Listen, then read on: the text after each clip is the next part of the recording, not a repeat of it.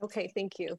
Well, welcome to the regular Bellevue City Council meeting for April 12th, 2021 on this beautiful spring day. Can we do a roll call, please? Mayor Robinson? Here. Deputy Mayor Neuenhuis? Here. Councilmember Barksdale? Here. Councilmember Lee? Here. Councilmember Robertson? Councilmember Stokes?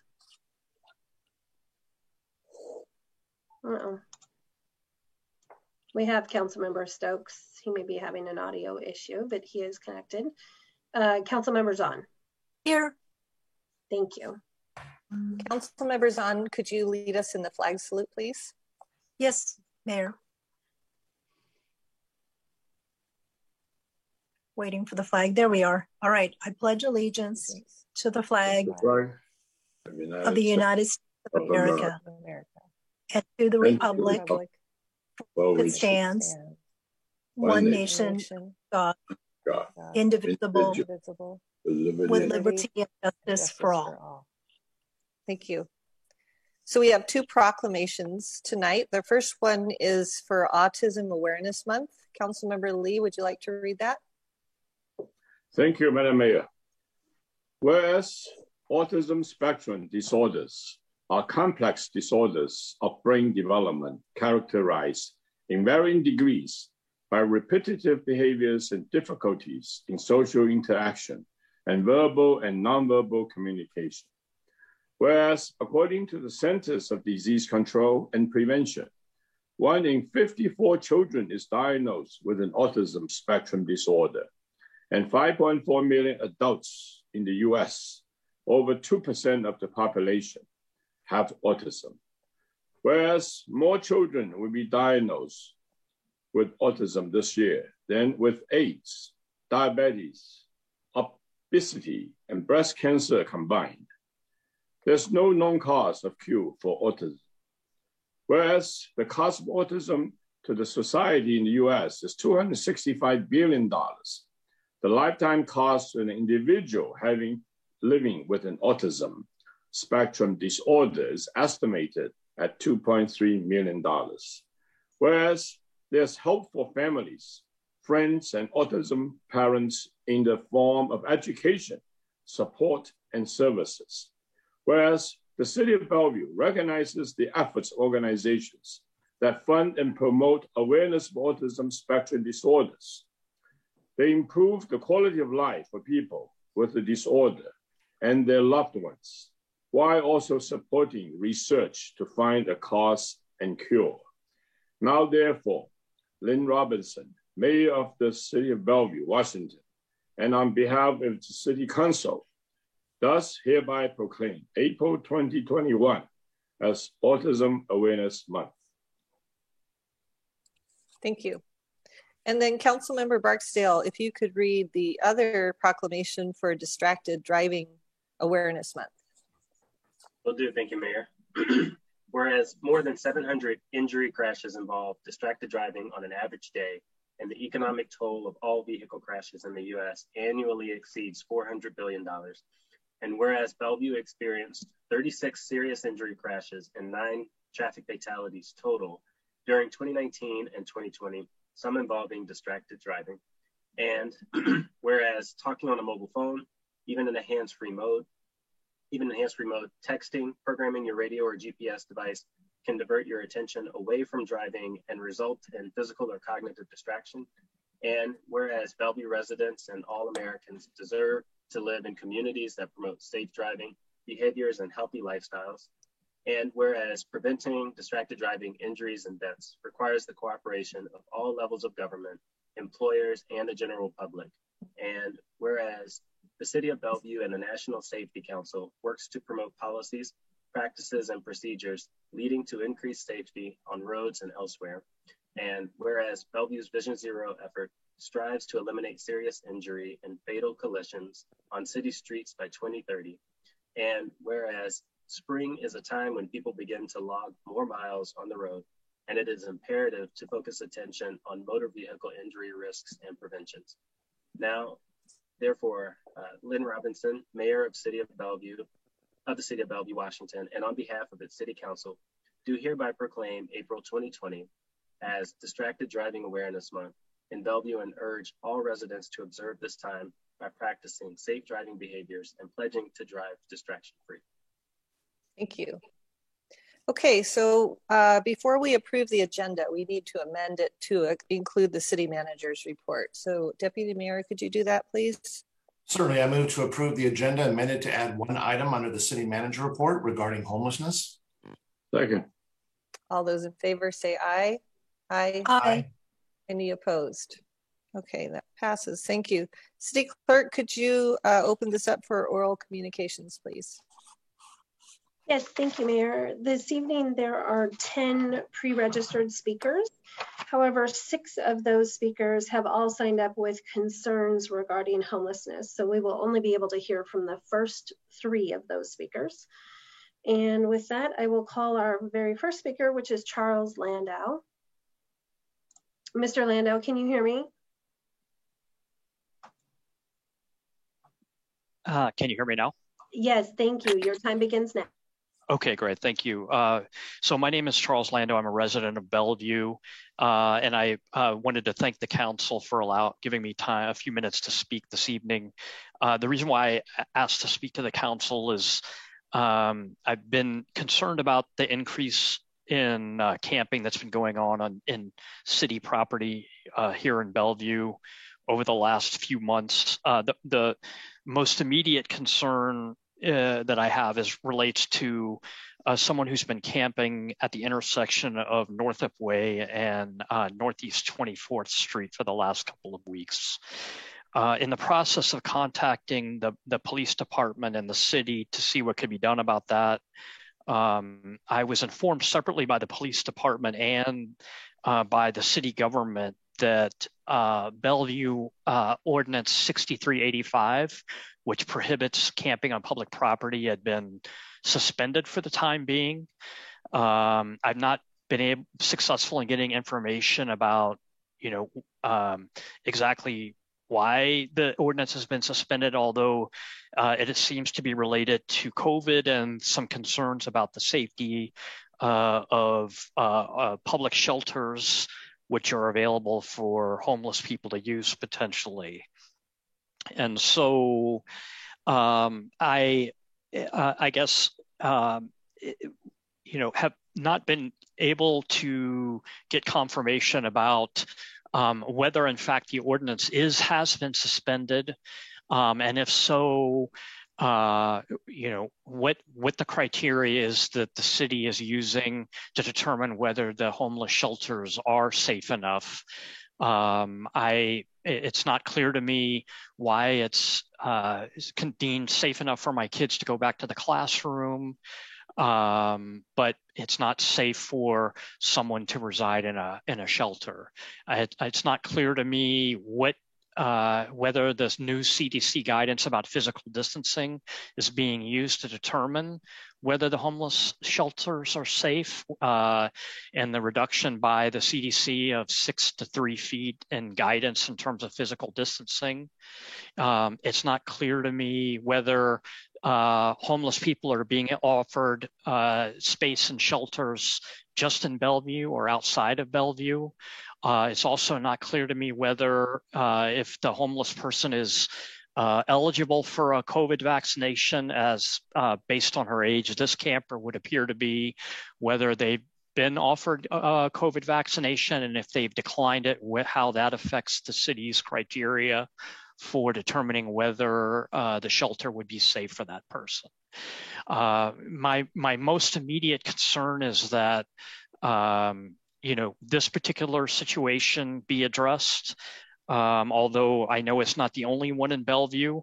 I know this particular camper has spent at least a few months camping on 140th Avenue before moving to the present location, and that the camper was recently. Mr. Landau. You have reached the end of your 3 minutes. Okay, all right. That's fine. Thank you. Thank you. The next speaker this evening is Corey Rasmussen.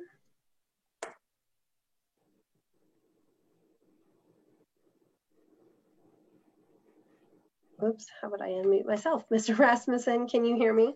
I can hear you fine. Can you hear me? Yes, thank you. Your time begins now. Okay. Yeah, I'll be probably a little shorter here. I live in the area near Northeast 24th there in Northup. My main concern is similar. I kind of want to take the homelessness part out of it and just keep it to what the ordinances is. And that we're all equal, and we're all supposed to be abiding by the same rules. So I'm just want to get voiced out there that there's concerns I've seen, not just the last several months, but I'd say the last 2 to 3 years. East of 405, really, in Bellevue here, there's been an increase in illegal camping. Some of those areas I know I've voiced concerns on. I've pointed them out. I filed police reports. There has been some action, which I appreciate there on everyone's part. But most of it, the majority of it, and the home, well, I shouldn't say homeless, but the illegal camping people that I've spoken with, they've all said many of them voiced that they've been giving housing options, but they're making a choice to not utilize those. But yet they still continue to be in those same areas that they've been camping in. The trash continues to build up, the drug paraphernalia, the illegal storage of stuff on public right-of-ways, the blocking it. I see people's actions change in time where people, less frequent those areas because they're concerned, they're either not comfortable or they can't get through them to get to other areas that they want to enjoy. So I'm just really curious of what the plan Bellevue has. I think kind of like Charles spoke there. I'm just curious, what is the path or what is the plan that Bellevue's laid out? It's clear that we're lacking the enforcement and we're reluctant to do that. And it's not just the illegal camping, but it could be the littering, it could be the defecating in public, it could be the storing your belongings, the stealing of shopping carts. I mean, these are all things that any one of us on this call, I think, would expect there to be repercussions if we were to go and do. And so I'm just, with light rail coming, with seeing things continue to escalate, I'm just really concerned for Bellevue. I mean, we all work hard, we all put a lot into this city, the city's growing, developing. I just think we're all equal. We should all follow the same rules and we should all have the same repercussions. What's Bellevue's plan moving forward? Because this is kind of a highlight right now with this Northeast 24th person. It's kind of on the front of everyone's doorstep here. And so we're kind of watching to see what is Bellevue going to do, because this is going to kind of paint the path forward, I think. So that's the concern. That's the concern I'm hearing from others around me. If we don't advocate for ourselves, I just can't expect you to know or advocate for me without me speaking up on it. So thank you guys for your time. Thank you, Mr. Rasmussen. The next speaker this evening is Tom Wickrath. And Mr. Wickrath, I do not see you connected by name. If that is you connected with a phone, can you use *9 to raise your hand, please?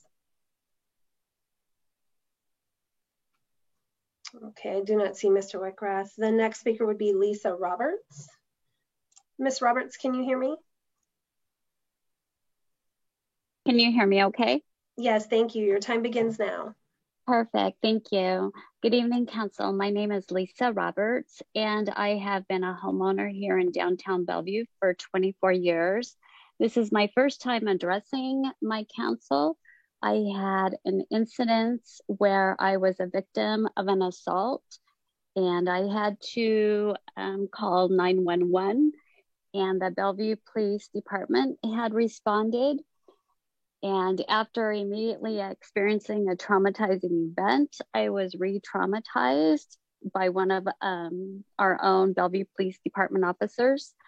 I am addressing you as I am requesting that we have transparency and accountability in our Bellevue Police Department by implementing the use and wearing of body cameras and recorders. I feel like, in this day and age where we're at in society and everything that's going on in our nation, I was really surprised to find out that Bellevue Police Department does not wear cameras or recorders. And so this is going to be my big push for me, using my voice and my words to make a difference, so nobody else is victimized like I was, or our citizens know that they are safe and there is accountability within our Bellevue Police Department. So again, I'm requesting the use of body cameras and recorders. I have reached out to Bellevue Police Department and it wasn't really embraced very well from what I understand. I do know that they are in use in Seattle as well as Kent. And so again, I would like to have my voice be heard that and request for transparency and accountability, the use of cameras and recorders on our officers in Bellevue Police Department. Thank you. Thank you, Ms. Roberts. The next speaker on our list this evening is Chris Cole. And can you hear me currently? Yes, I can, Charmaine. Okay, perfect. Thank you. Your time begins now. Thank you very much. Good evening, Mayor, Deputy Mayor, and Council members. My name is Chris Cole, and I'm with the Crossroads Shopping Center. I really want to thank the Mayor and Council for their feedback on January 25th regarding the developer agreement. We've been really working for the last 2.5 months on the concerns that you brought up with the developer agreement. And I also want to assure you that the philosophy of Crossroads, being community-minded, is as strong as ever. I talk with Ron Scher all the time. I've worked with him for over 30 years. And the philosophy of making Crossroads and keeping Crossroads community-oriented was very important when we partnered with ROIC on the property. And it was really the decades-long relationship we had with the principals at ROIC. I can assure you that as we come out of COVID, you'll continue to see the same events, sponsorship, partnerships with the city of Bellevue that you have seen over the last 30 years. I also want to thank Matt and Trisna and Sally for working with us for the last 2.5 months on a solution. It's been a very collaborative process. And we're really pleased that the city's open to extending the MFTE program onto the Crossroads development site, where right now it ends on our northern border. That decision, along with us owning the land for such a long period of time, really allowed us to come up with the solution that's part of the revised developer agreement that you'll be looking at this evening. So I truly appreciate your feedback, and we look forward to hearing your comments this evening. Thank you very much. Thank you, Mr. Cole. The next speaker on our list is Ruth Vaughn. And Ms. Vaughn, I do not see you connected by name. If that is you connected by phone, please use *9 to raise your hand. And again, not seeing a hand. So the next speaker on the list is David Bowling. Mr. Bowling, can you hear me? I can. Can you guys hear me? Yes, thank you. Your time begins now. David Bowling with Congregations for the Homeless. I want to thank Mayor Robinson, Deputy Mayor Neuenhuis, and the Honorable Bellevue City Council members.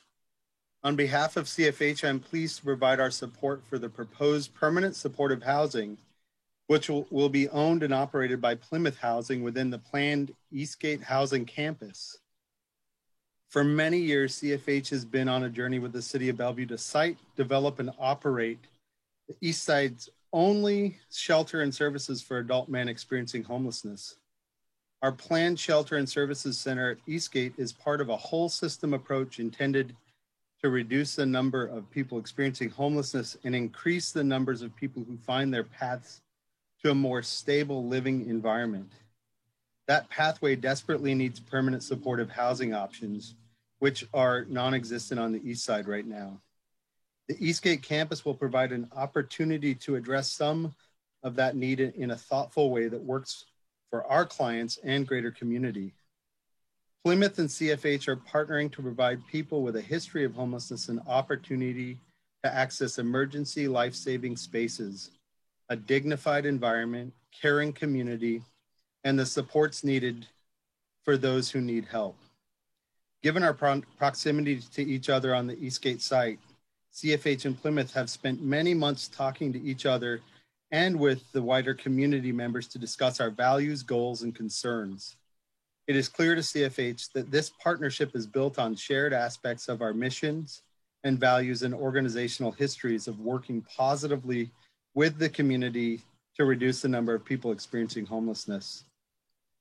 We will continue to talk and develop written plans about how we will coordinate our services to meet the needs of the people we serve, along with addressing the concerns shared by the area businesses and residents. These discussions will focus on living into the following shared goals. First, we want to ensure adult men and women experiencing homelessness on the East Side have increased housing and services options within the East Side. Second, people who access our services and housing are met with support rather than hostility by us and the broader community. Third, we live into our commitments of ongoing community engagement and responsiveness. Fourth, we honor our commitments between agencies to ensure safety and success of the campus. And finally, through demonstrated success, we pave the way for the future East Side low barrier housing and services for people exiting homelessness.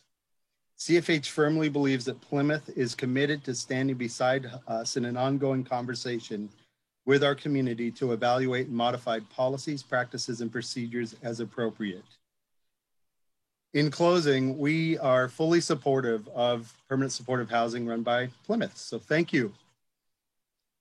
Thank you, Mr. Bowling. The next speaker this evening is Jessie Clausen. And Ms. Clausen, can you hear me? I can. Can you hear me? Yes, thank you. Your time begins now. Great. Thank you, City Council, for your consideration of our Crossroads Development Agreement, which was at the end of today's meeting. We appreciate the City Council's commitment to affordable housing and to creating other usable public benefits in the Crossroads neighborhood. And we appreciate the opportunity to work with you to provide these in this project. As you know, you assigned our group with the task of providing affordable housing within this project, where the city code does not currently require such affordable housing, and MFTE wouldn't be allowed on the project either. And the council asked us to provide this housing in accordance with the State Development Agreement statute, which at RCW 3670B 210 limits cities to be able to ask for benefits or mitigation that remain consistent with other applicable provisions of state law. So we wound our way to what we think is a really great solution. This project is able to provide affordable housing in exchange for a property tax exemption versus the MFTE program. And we are so pleased to have worked with staff to this outcome. Matt, Sally, and Trisman, I know Chris gave them a shout out earlier. They were so great to work with. And we believe that we've arrived at an appropriate win-win for the development team, the community, and the city. So thanks again for sticking with us and working with us on this. And we will be around for the study session at the end so that we can answer any questions you might have that are appropriate for our team to answer. Thanks. Thank you, Ms. Clausen. And I'm going to circle back to Tom Wickrath. It appears you're connected with the phone now. Mr. Wickrath, can you hear me?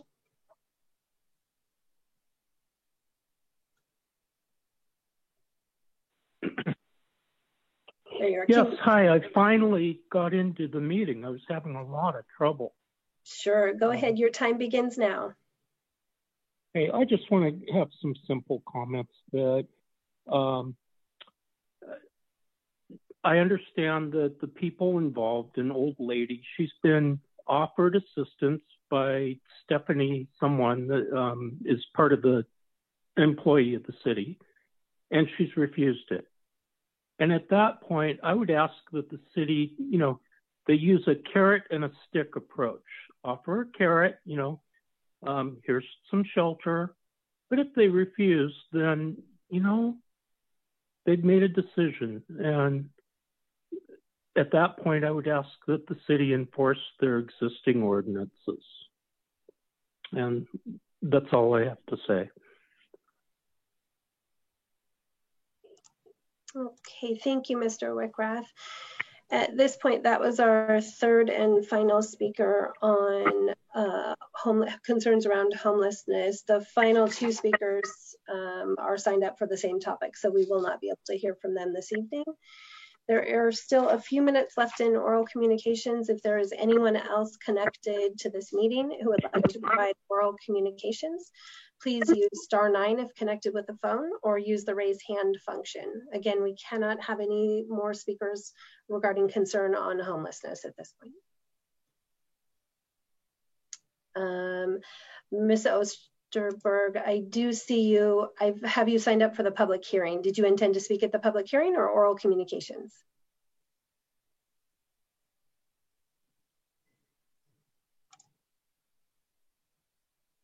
Ms. Osterberg, can you hear me?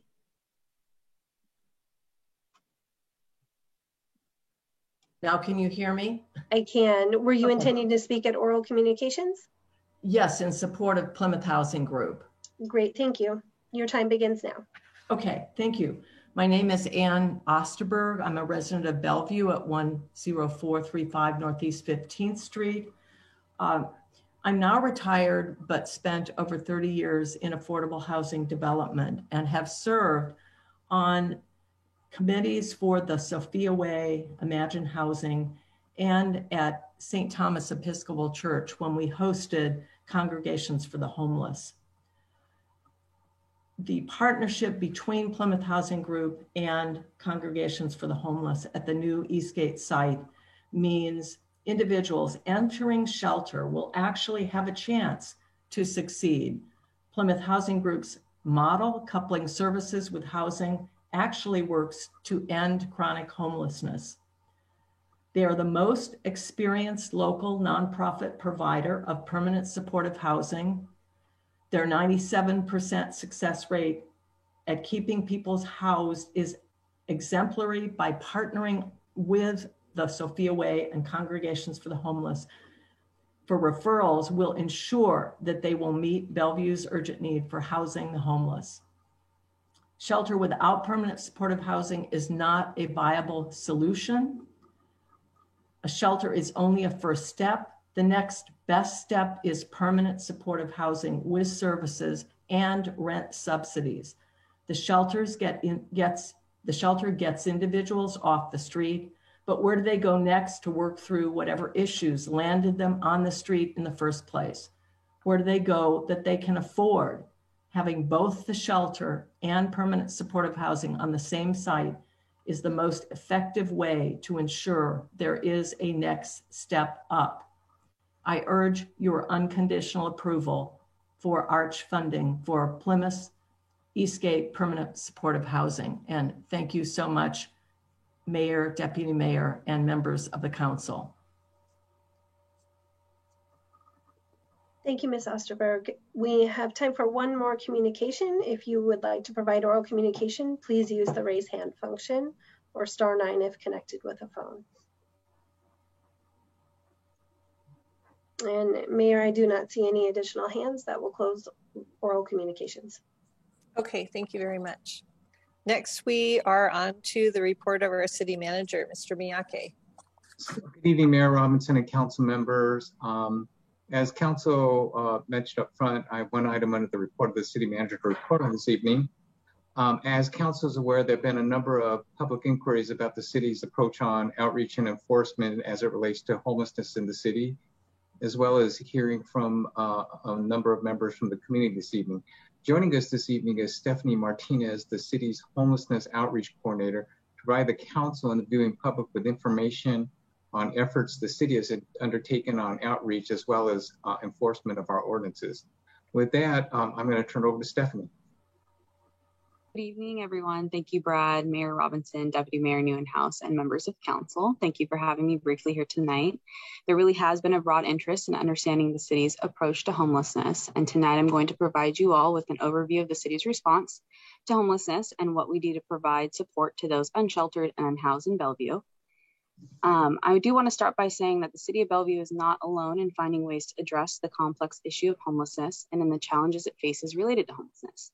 The issue of homelessness is a growing concern nationally, regionally, and locally. There really is no one-size-fits-all solution to solve the homelessness crisis that the county and city are facing. Part of my role as homelessness outreach coordinator is to provide direct service and support to those experiencing homelessness in Bellevue, while also balancing and addressing the public health and safety issues related to homelessness. In my role, through providing direct service, I find the most appropriate supportive services and housing solutions to help individuals address their unique barriers to stable housing. My goal is to get folks housed and get folks housed immediately by going through compassionate accountability. I build rapport with individuals, develop a plan of action to specifically address their unique needs and barriers. I then connect them to the services they need. Sometimes that means shelter, other times it means mental and behavioral health support, access to Social Security, access to services that help with domestic violence, and so forth. Community partners are really key in helping me get individuals housed and or address their unique barriers and needs to housing. I partner with agencies across the East Side, in South King County, in Seattle, in order to ensure that the individual is really getting the most appropriate supportive services they need to get housed. I get referrals for homelessness support and addressing issues related to homelessness from the greater community, such as community residents, businesses, property owners. I also receive referrals from departments across the city where homelessness impacts, such as the Parks Department, BPD, Human Services, Transportation, and so forth. Also receive referrals from community partners and or organizations. And I also just am really out there in encampments, out in the field, meeting individuals where they're at, whether it's at the park, hotels, bus stops, encampments in the woods, and really just get out there to meet folks where they're at and identify what their barriers are to housing. I also receive a lot of self-referrals now that I've been with the city since September of 2019. A lot of folks I've heard word of mouth, go talk to Stephanie. So that's been a big one as well. But there really is a balance between all of this, right? There's a balance between supporting individuals on their path towards stability while also maintaining the city and making sure that we're addressing the public health and safety issues related to homelessness. And the city really does take a cross-departmental approach to addressing homelessness issues. This is because homelessness impacts every part of the city, from parks, police, utilities, transportation, and so forth. We also do have a fire cares team housed within the fire department that is a team of social workers and student interns that support those in immediate crisis, and they're dispatched by the Bellevue Police Department and Fire Department when those departments identify that individuals are in need of more supportive services. So we often coordinate when there are mutual clients that are involved that are experiencing homelessness or behavioral health crises. Since homelessness does impact all of these departments, we really do also coordinate to address issues related to homelessness, such as when areas are not being used for their intended use, which could mean encampments on public property like park property or right-of-way, or cleaning up trash or debris on public property, or supporting individuals that keep frequenting the same areas. So if an encampment is on public property, for example, is on parks or right-of-way property, we have a standard encampment protocol that we follow in the city. We will post a notice of violation or provide it to the individual, and this violation is contingent upon shelter availability. But as my role, I find the shelter availability and services for that individual. And this is really where those networks and connections across the East Side and across King County are really key and important. During COVID-19, shelter capacities have been limited or reduced capacity because of social distancing required in the shelters. Some shelters are also not accepting any new clients at the time. We have not suspended using our encampment protocols, but it just may take additional time to find shelter. And again, that could be shelter across the East Side or across King County. But once shelter is confirmed, we will post the notice of violation, and we will allow no more than 7 days for the individual to remove their belongings from that particular site. If the individual does comply and move from that location and moves to another location and declines shelter or just doesn't go to shelter, the process then starts all over again for the city. So we will then repost. And again, that posting is contingent again upon shelter availability, and we restart. Just as an example of sometimes how much time it might take to move somebody into housing or the amount of coordination that it might take. We did have an individual that kept going from Washington State Department of Transportation property and city property.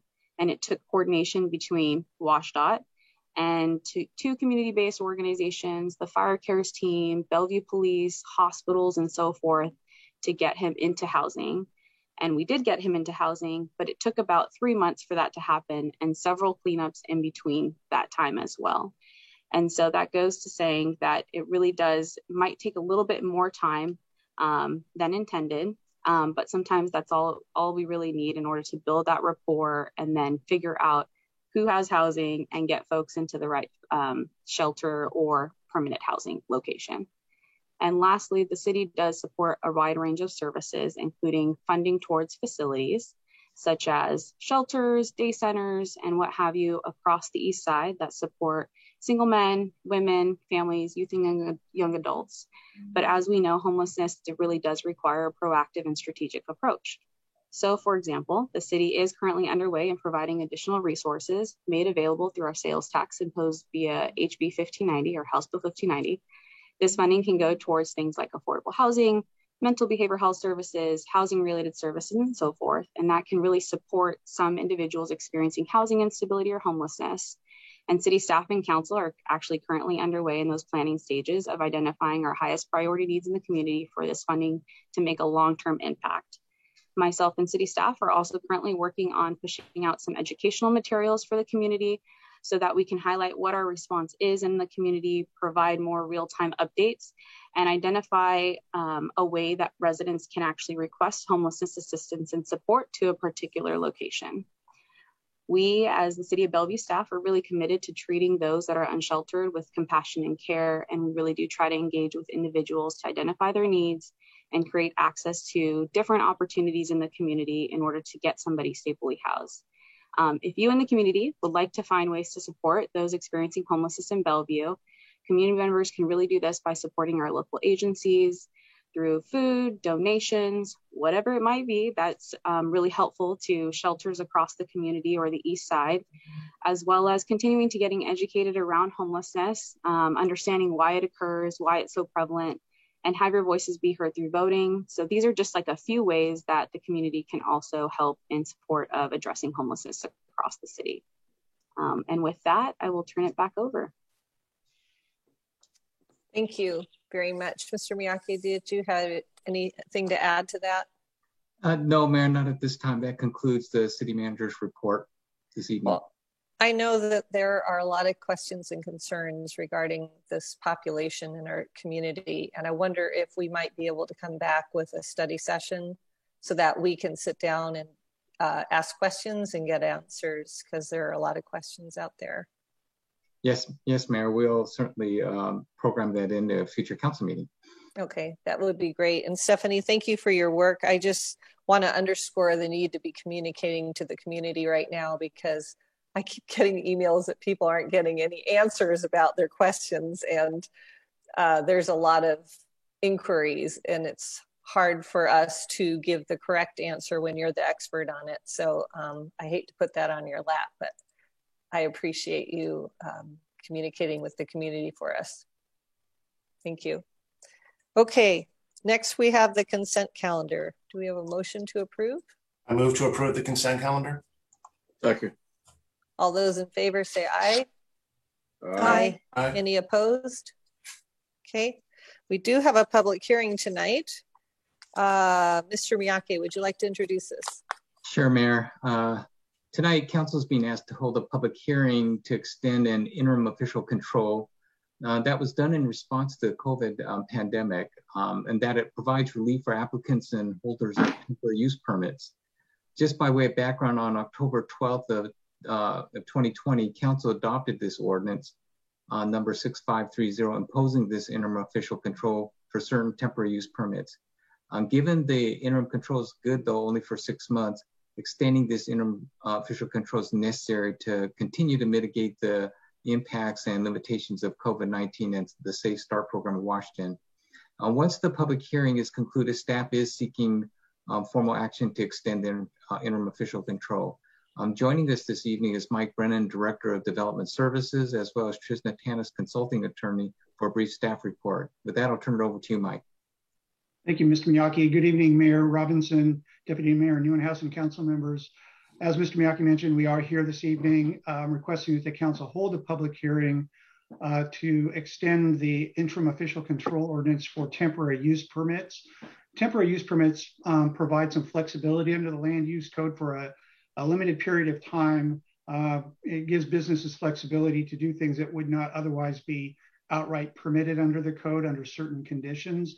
In this particular instance, the temporary use permit has become a very important tool during the pandemic, allowing businesses the flexibility to expand their footprint, so to speak, the area where they're serving their customers to outside areas, which has been very helpful in helping them really weather the storm of the pandemic, the economic impacts to their businesses with outside dining, even have some instances where medical services are being provided outside under temporary use permits specifically for providing services for pandemic. So this evening, again, we are here to request the council hold that public hearing, and then following the public hearing, take action to extend the interim official control because the impacts of the pandemic are still very much being felt by this community and the business community. And this has been as I mentioned, a very helpful tool. So with that, I will hand it over to Trisna, who will walk through the process and a little bit more background on this particular ordinance. Trisna. Thank you, Mike. Good evening, Mayor, Deputy Mayor, Council members, City Manager Miyake, and those attending tonight. Thank you again for having us this evening. For our presentation, we will briefly explain the process for the interim official control and talk about the components of that official control. So ordinance number 6530. We will talk about the types of temporary use permits. As Mike mentioned, we have a number of these kinds of permits. Also explain the decision criteria that we use in reviewing these permit applications, and conclude with asking council to hold that public hearing and approve the extension of this interim official control. So as a recap, council adopted this ordinance, an interim official control on October 12th, tolling time limitations for temporary use permits. Under the Growth Management Act, the IOC is effective for 6 months, but may be renewed for additional 6-month periods if a public hearing is held. So if council does hold a public hearing tonight, the interim official control may be extended for an additional 6 months. As a recap, the Ordinance 6530 tolls the time for the effective duration of an active permit when that permit is related to COVID and Safe Start Washington. Permit holders will have the full duration of their permits, and time begins on the first day after the completion of all phases of Safe Start Washington. So successive permits, this ordinance also suspends the restriction for successive applications. Currently, the temporary use permit section of the Land Use Code does not allow for successive applications, but this particular interim official control ordinance has suspended that restriction, so applicants may apply for successive permits as needed to adjust for new circumstances. This restriction will then resume after completion of all phases of Safe Start Washington. So we are, of course, in the middle of the COVID pandemic still. Last year, Governor Inslee, in collaboration with Washington State Department of Health, put in place a 4-phase reopening plan, or Safe Start Washington. The interim official control, as Mike noted, responded quickly to mitigate the limitations of the pandemic and Safe Start Washington. We saw that applicants and permit holders relied on temporary use permits to operate their businesses and services while following social distancing and other requirements. While we are now in phase 3 of Safe Start Washington, there continues to be a need that we are seeing from potential applicants as well as permit holders to have this time flexibility provided by the interim official control. As you all have seen, these temporary use permits have allowed restaurants to use their outdoor spaces and parking lots for outdoor dining, retail stores to operate in outdoor spaces. We've had entertainment companies for driving movies, as well as educational institutions to bring in portables as classroom spaces. And lastly, we have healthcare companies to provide drive-in services or drive-through medical services. We have seen a lot of positives from this interim official control and really mitigate the impacts that we're seeing from COVID and Safe Start Washington. Obviously, increasing capacity through temporary use has helped businesses and services continue to provide and continue their operations, and for customers, clients, and all of us to benefit from these opening of these businesses and services. And I guess lastly, we have minimized underutilization of properties as well as any kind of closure of businesses. It is important to note that we still maintain the same decision criteria for approving temporary use permits so that we are not injuring or damaging other uses from these permits. The use must be compatible with other uses that's in the vicinity of this of the property that has the application in. It has to be compatible in intensity and appearance. We also look to make sure that there's adequate parking as well as specify the hours of operation and does not cause any adverse noise, light, or glare. So lastly, just to recap that we are asking council to hold the required public hearing and for council to consider approving an extension of this interim official control. If council does approve the extension, we will go to the EBCC to ask them to hold a public hearing and make an approval, disapproval decision on the extension within their jurisdictional area in May. So with that, that concludes our presentation. We are of course available for questions. Thank you. Okay, thank you. Let's go ahead. We'll do the public hearing and then we can do any questions after that. Is there a motion to open the public hearing? I move to open the public hearing. Is there someone who wants a second? Thank you. All those in favor say aye. Aye. Aye. Any opposed? Okay, do we have public comment tonight? Charmaine? Thank you, Mayor. There is one speaker signed up, however, that may have been a mistake, but Ann Osterberg, Ms. Osterberg, did you intend to make a comment at the public hearing as well? No, I did not. Okay, no worries, thank you. At this point, that is, we do not have any pre-registered speakers then, so if there is anyone else connected to this call who would like to make a comment, please use the raise hand function or *9 if you're connected with a phone. And Mayor, I do not see any hands. Thank you. Is there a motion to close the public hearing? I move to close the public hearing. Second. All those in favor say aye. Aye. Aye. Any opposed? Okay, great. Let me put this on gallery view. Sorry. Is there anybody who has a comment or question about extending this ordinance? I don't see, okay, I see council members on.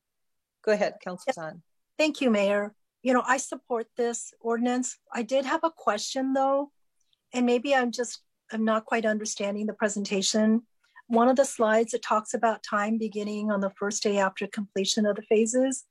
And the other one talks about restrictions resuming 30 days after completion. So I just wanted to understand with this ordinance, when it ends and what that meant in the presentation. Yes, absolutely. So we have two different kind of restrictions on time in the land use code now. So one is in the duration of the temporary use permit. So we have a 90-day duration, and it would not, the 90-day duration would not start until the end of COVID-19 and this completion of Safe Start Washington. So it'll start on that first day after that completion. So that's the duration aspect of it. Also a limitation on successive application that is in the land use code. So this would also kind of suspends that restriction for successive applications, and that would not start until 30 days after the end of the Safe Start Washington. So you after that 30 days is up, then you're again limited by the being able to apply for successive temporary use permits on that same parcel, same property. Okay, and each time is the 90 days. Correct. Each time is 90 days, except during this time. And this is just to clarify, these are only for permits that are related to COVID-19 and Safe Start Washington. So not all temporary use permits are under this umbrella.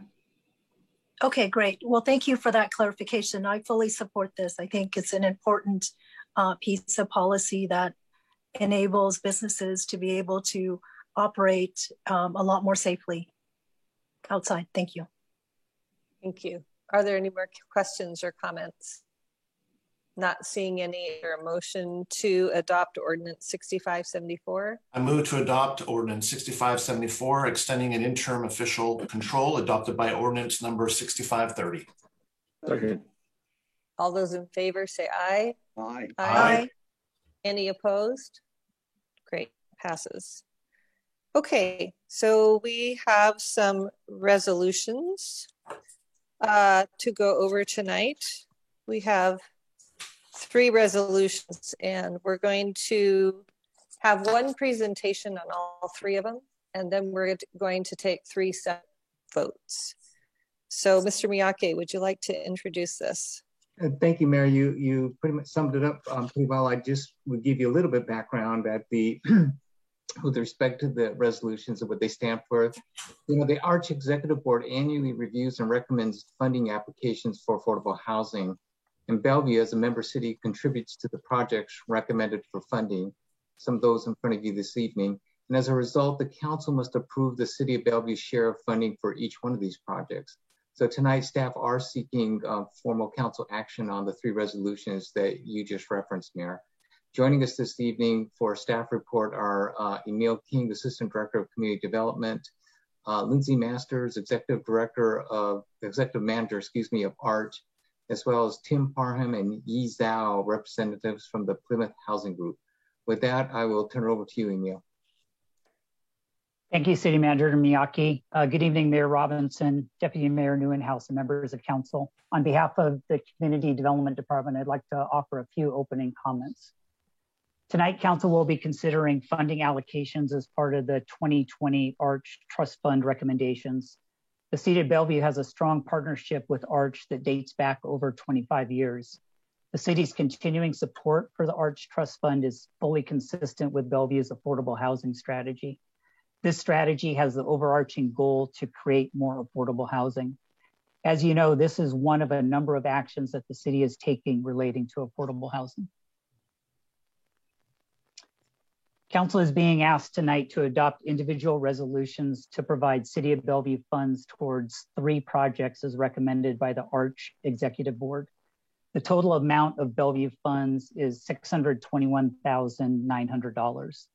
Staff from Arch will provide a brief summary of each project tonight. Included in that, we will be following up on the February 16th introduction we had for these projects.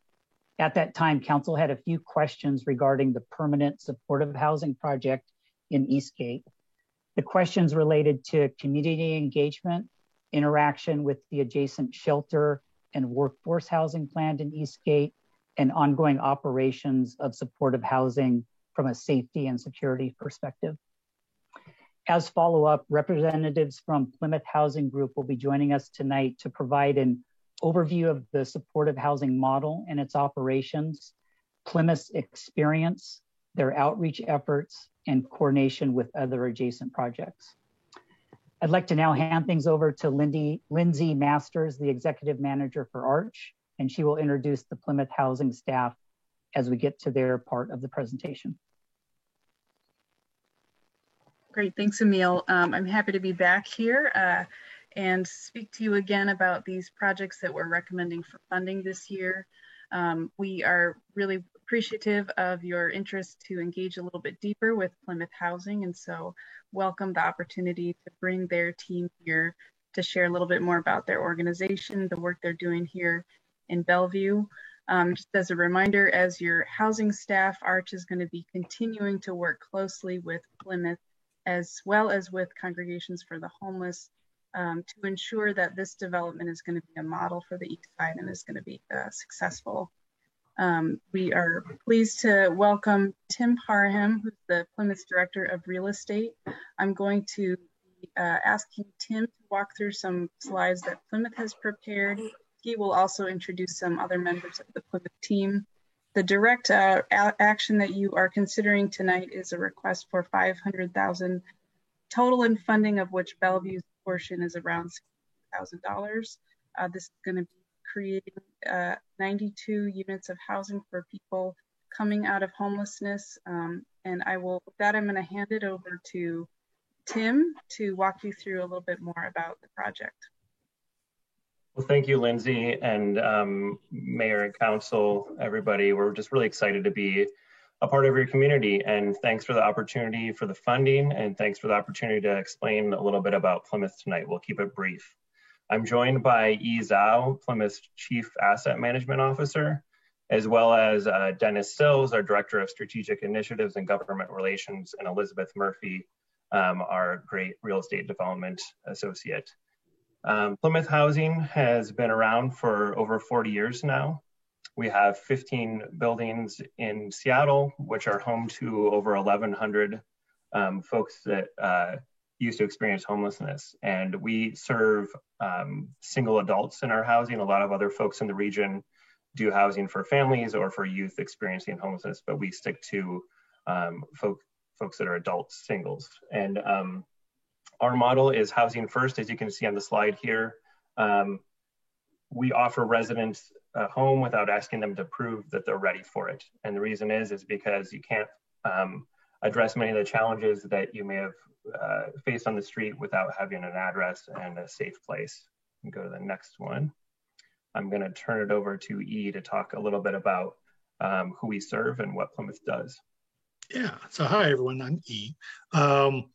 As you can see from our slide, when we say that we serve people who have experienced chronically homeless, what does that mean and what does that population look like? So of our 1,100 residents that we serve, 97% have some form of disability and 58% have had or have mental health conditions that they're currently experiencing.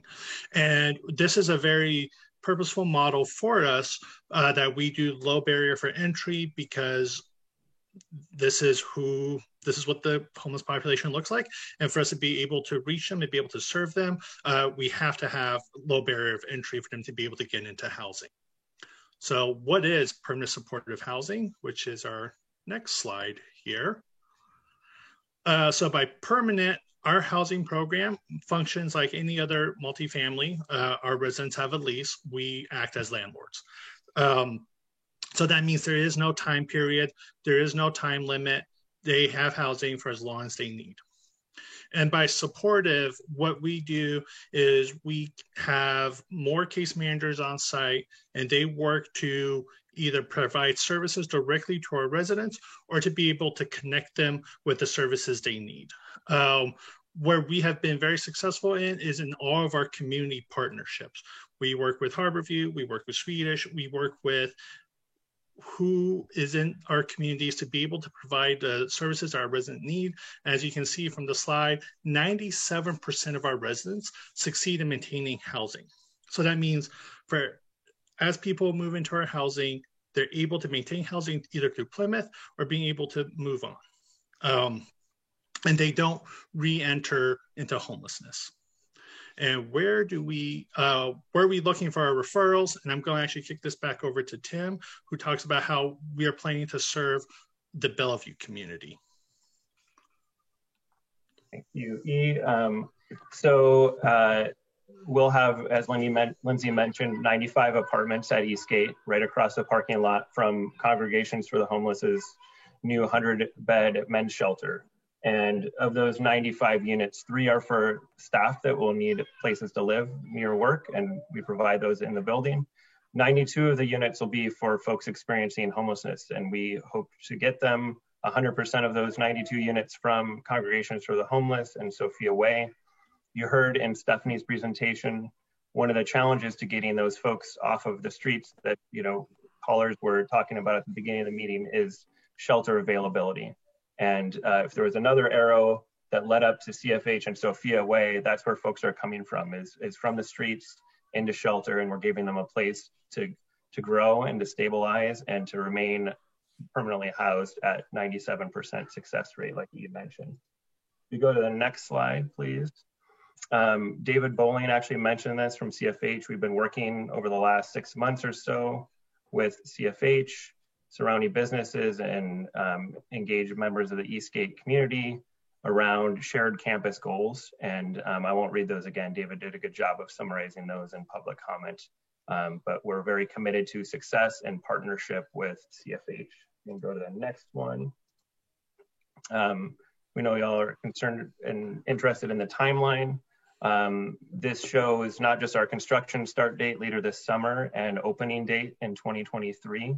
It also shows some of the community engagement that we've participated in throughout 2020, as well as we just held a community meeting in March, and we're holding another one next week and a final one in May, where we can really engage the community. And we'll talk on the next slide, if you can go there, about who we've talked to.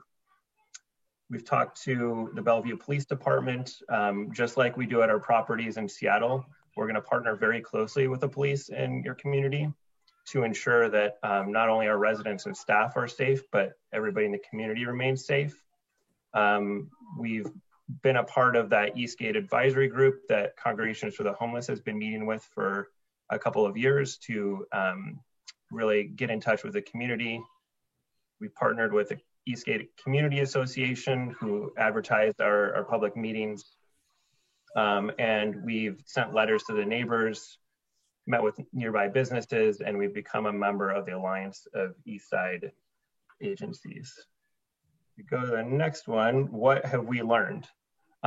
We've learned that we're not going to do this project at Eastgate the same way that we do our projects in Seattle. This is not Seattle, and we've heard that, and we've heard the specific concerns about how we can improve upon our model and really be innovative with this great partnership with Congregations for the Homeless on site. And so that means we talked about local preference for Bellevue population to live in our building, close partnership and coordination with our campus partners at Congregations for the Homeless, and as Emil mentioned, improve safety and security at this building. We've heard a lot of questions and comments about that. We'll have additional security cameras, alarms, a lot of design changes to improve sight lines and safety within the campus and at our building. We're also really excited to add additional behavioral health supports for our population so desperately needs it, like we all do during a pandemic. You know, we're developing a more robust program across our whole portfolio. We're also hoping to come to you all with an ask in coordination with Congregations for the Homeless for your new 1590 funding to support really robust behavioral health services at this project. And with that, I'm going to kick it back over to E to talk about property management. Yeah, so this is who we are as neighbors. Our buildings are staffed 24 hours, 7 days a week, 365 days a year. So Tim had mentioned cameras. We monitor our cameras, we monitor our security feeds. We're monitoring what's happening both within our building and what's happening around our building to be good neighbors and to be able to provide a level of safety and security to everyone. If we can go into the next slide here. Yeah, for what this looks like is, so we do have 3 live-in staff. Our live-in staff are expected to be able to respond if something's happening in the building or snow days or anything else that happens. Our live-in staff are amazing and they are always willing to jump in.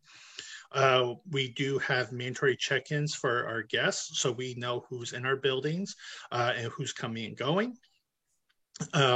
Tim had mentioned a lot of cameras.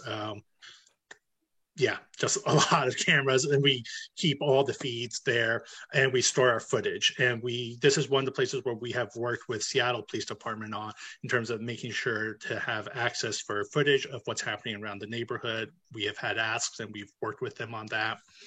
One of the other things we're committed to doing is continuing a weekly check-in with Congregations for the Homeless as we're looking at this as a full campus and not just Plymouth or not just the shelter, but we're in this together and making sure that we're operating it together. And regular coordination with Bellevue PD. This is something that we currently do at our properties in terms of working with the different precincts in Seattle. We have properties in West Precinct and North Precinct, and we do reach out and talk with them about happenings at our buildings. Plymouth is a long-term owner and neighbor.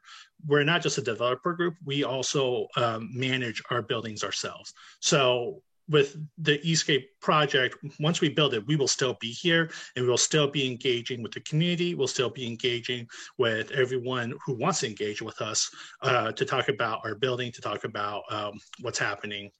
And we try to be active members of the community in different community groups, both before and after we developed the building. Most recently, we've developed in the International District, and we're still actively involved with Little Saigon there. So we'll still be around. We're not going to develop and leave. We'll still be part of, and with this building, we'll be part of the neighborhood. We'll be part of the community. So with that, just a summary of key takeaways and, you know, some response to some of the conversations in your meeting in February. You know, we feel like permanent supportive housing is the most cost-effective solution to addressing homelessness long-term, and that the places people end up, like jails or hospitals, are not equipped to house people like we are. And we keep those folks off the street, like you mentioned, our 97% stability rate for housing and keeping people housed, which I think is a shared vision that Plymouth and the city of Bellevue have for those experiencing homelessness in your community.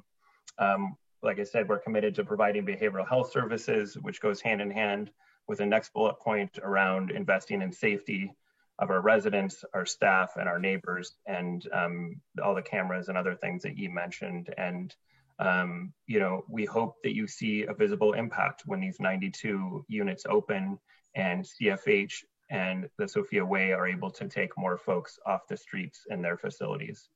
And with that, we're all done and appreciate your time. Sorry if we went over time, but are just really excited to be here and happy to continue to engage with you all. Great. With that, I'm gonna move to the next two projects.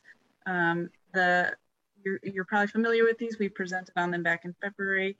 Just as a recap, this is a second project we are recommending funding for, total ARCH funds of $1 million. This will help to create a significant mixed income project in the Totem Lake neighborhood in Kirkland. And next slide. And then the final project is the Sama Senior Apartments developed by Imagine Housing in the city of Bothell, on property that City of Bothell is making available for this development. The request and recommendation is a total of $500,000. And I believe if we move to the final slide, there will be a breakdown of the portions of that funding that is requested from the City of Bellevue. Mayor, that concludes our presentation. We'd now like to ask for council consideration of the 3 individual resolutions in the order listed in the packet and on the screen. Okay, so let me put this back to gallery mode. Okay, are there any comments or questions about these 3 funding requests? Okay, seeing none, can I take a motion? We'll have 3 separate motions. So we'll start with 9920.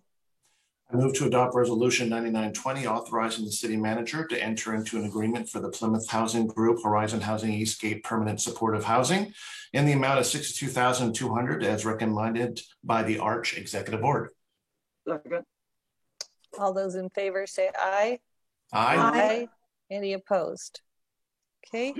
And then we'll look at 9921. I move to adopt resolution 9921, authorizing the city manager to enter into an agreement for the Inland Group Horizon Housing Totem Lake Development in the amount of $497,500 as recommended by the ARCH Executive Board. Second. All those in favor say aye. Aye.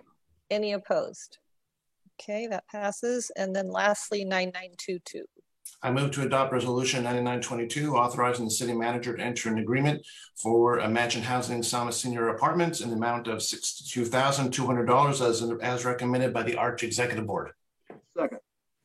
All those in favor say aye. Aye. Aye. Any opposed? And that passes. I want to thank you for the very good presentation. I know that for myself, you answered every question I would have asked in your presentation. And I have a feeling you did that for all of us. So thank you, and good luck with these projects. We're excited to see them move forward. Thank you. Okay, We are going to move on to the study session items. We have 1, 2, 3 study session items. Mr. Miyake, would you like to start us off? Yes, thank you, Mayor and Council members. This evening, the Council will receive a briefing. This is the first study session item. A briefing on the King County Executive Best Starts for Kids levy, which is being proposed for renewal on this year's August ballot. Just by way of background, the existing levy was approved by King County back in 2015, and the 6-year levy, this particular 6-year levy expires at the end of this year. Tonight's briefing is informational and no formal action is being requested of the Council, although all comments would be welcome and accepted this evening. Joining us this evening is Joyce Nichols, our Assistant City Manager, as well as Sheila Capistani, Strategic Advisor and Director of the Division of Children, Youth, and Young Adults in King County. With that, I'm going to turn it over to Joyce for the presentation. Thank you, Mr. Miyake. And I see that Sheila Capistani from the county is with us.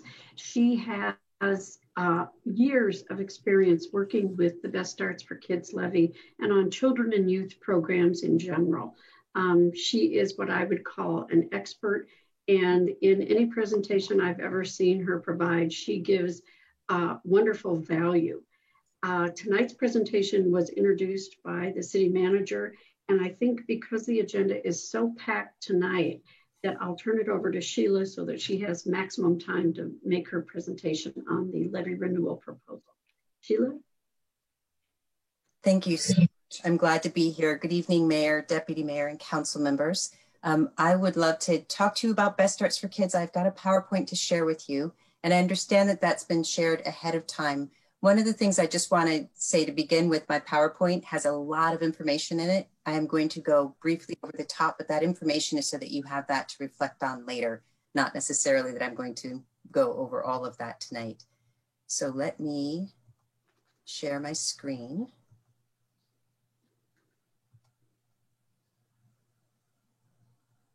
Okay, am I broadcasting there? You are. Thank you so much.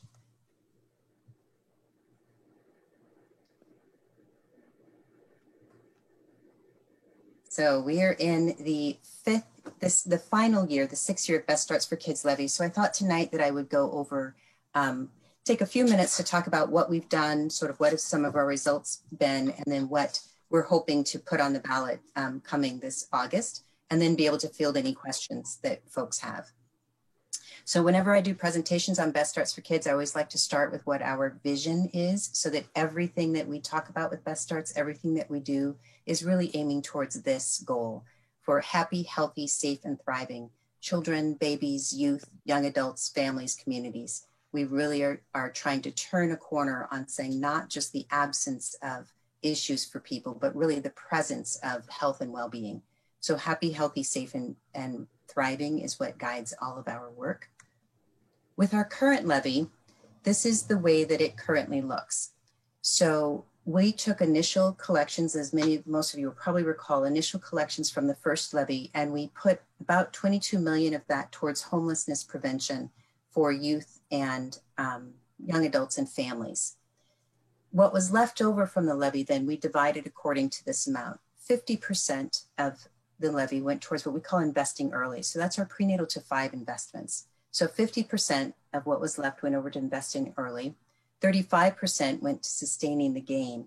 What we know is that when you invest early, you get a lot of returns and really good foundation for young people. But if you do not sustain the gain at key developmental times over the childhood of a young person, that you could actually lose some of those gains that you've made. So investing early, sustaining the gain, and then wrapping community around young people. We call that our Communities Matter. It's about 10% of our funding. It is mostly at this point a partnership and communities of opportunity with the Seattle Foundation and other funders and King County. And then finally, we had 5% of our levy going towards data and evaluation. I'm not going to go deeply over this, but I really wanted you to be able to see that BSK is really based on a theoretical framework that comes from what the science and research tells us are important needs and developmental needs of young people, and what we learned in our community and what communities all over King County told us was important to them about children and young people. And we put those two things together, those two bodies of knowledge, and came up with the theoretical framework. If you were so inclined, you could look at every single program area, strategy area that I'm about to go over, and you could map it back to this framework. So in essence, this says if we increase the good things, protection and promotive factors for young people, and we decrease the bad things, we reduce those risk factors, we really end up at healthy development and well-being for our children and youth. So each one of these dot points is a particular area that is important for development, but is also a place where you can do programming to make sure that you're providing these sorts of things for young people.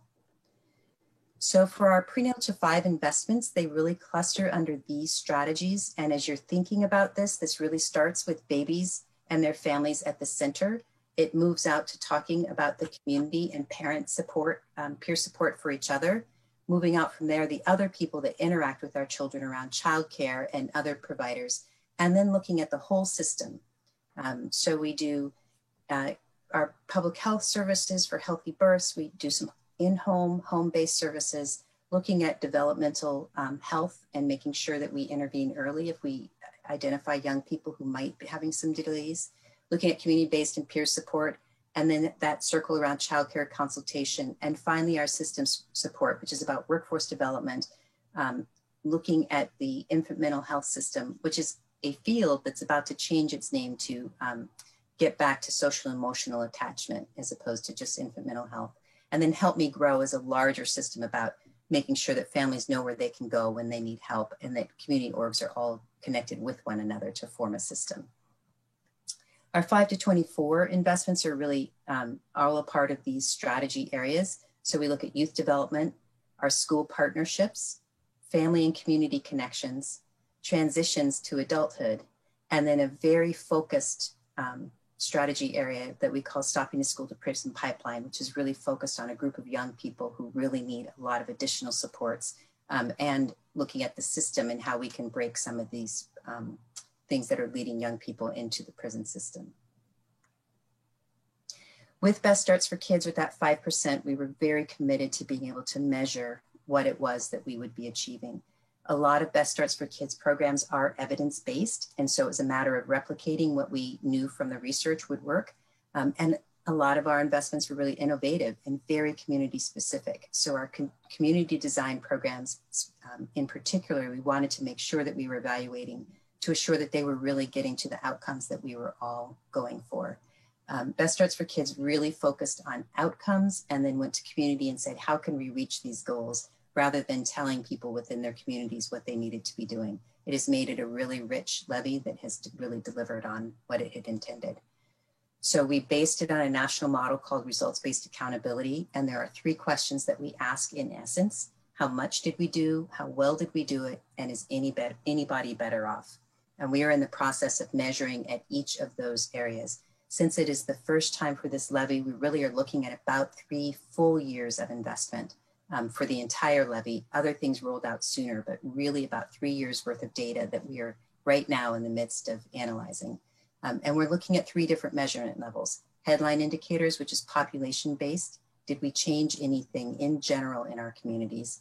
Secondary indicators, which are ways that we can see more in specific communities. Did we make a change? And then performance measures, which are very specific for every organization that received BSK dollars. Had performance measures that we need to make sure they reach those outcomes, and we can know that the children who were served by BSK did in fact reach the goals that we were looking for. So by the numbers, where we are right now with BSK is that we have about 650 programs that we have funded, and that's over 360 community partners implementing those programs. We have impacted over 500,000 children, youth, parents, and caregivers. And we have provided training for about 24,000 healthcare providers, childcare providers, and community health workers. When we look at training that has been done within the communities of opportunity, about 200,000 leaders have gone through their programs in our communities of opportunity piece. And then I just wanted to highlight some of our partners in Bellevue. These are programs and partners that we have. We partnered with the Bellevue School District for the first year of a program called Screening, Brief Intervention, and Referral to Treatment, or SBIRT. We're going to rename that for this next coming levy because that's not a very good name. program that we have in our middle schools. That's just very early screening to make sure that middle schoolers are doing okay. And if they're feeling like they're not, that they have an adult they can talk to and figure out what comes next. We worked with Bellevue for 1 year, and then Bellevue decided to use a different screening tool than the one that the county was using, but we remain in good partnership with them, just sharing information and sort of results. We have a program with Bellevue Schools Foundation with our trauma-informed systems strategy. With LifeWire, has 2 programs that are BSK programs, one along with homelessness prevention and the other for youth development. The Indian Association of Washington is Kaleidoscope Play and Learn, which is a parent-child play group. And then International Community Health Centers with school-based health centers. So we have a new health center in Bellevue. That's what we've been doing. It's what the current levy is. Our proposed levy has really 3 parts.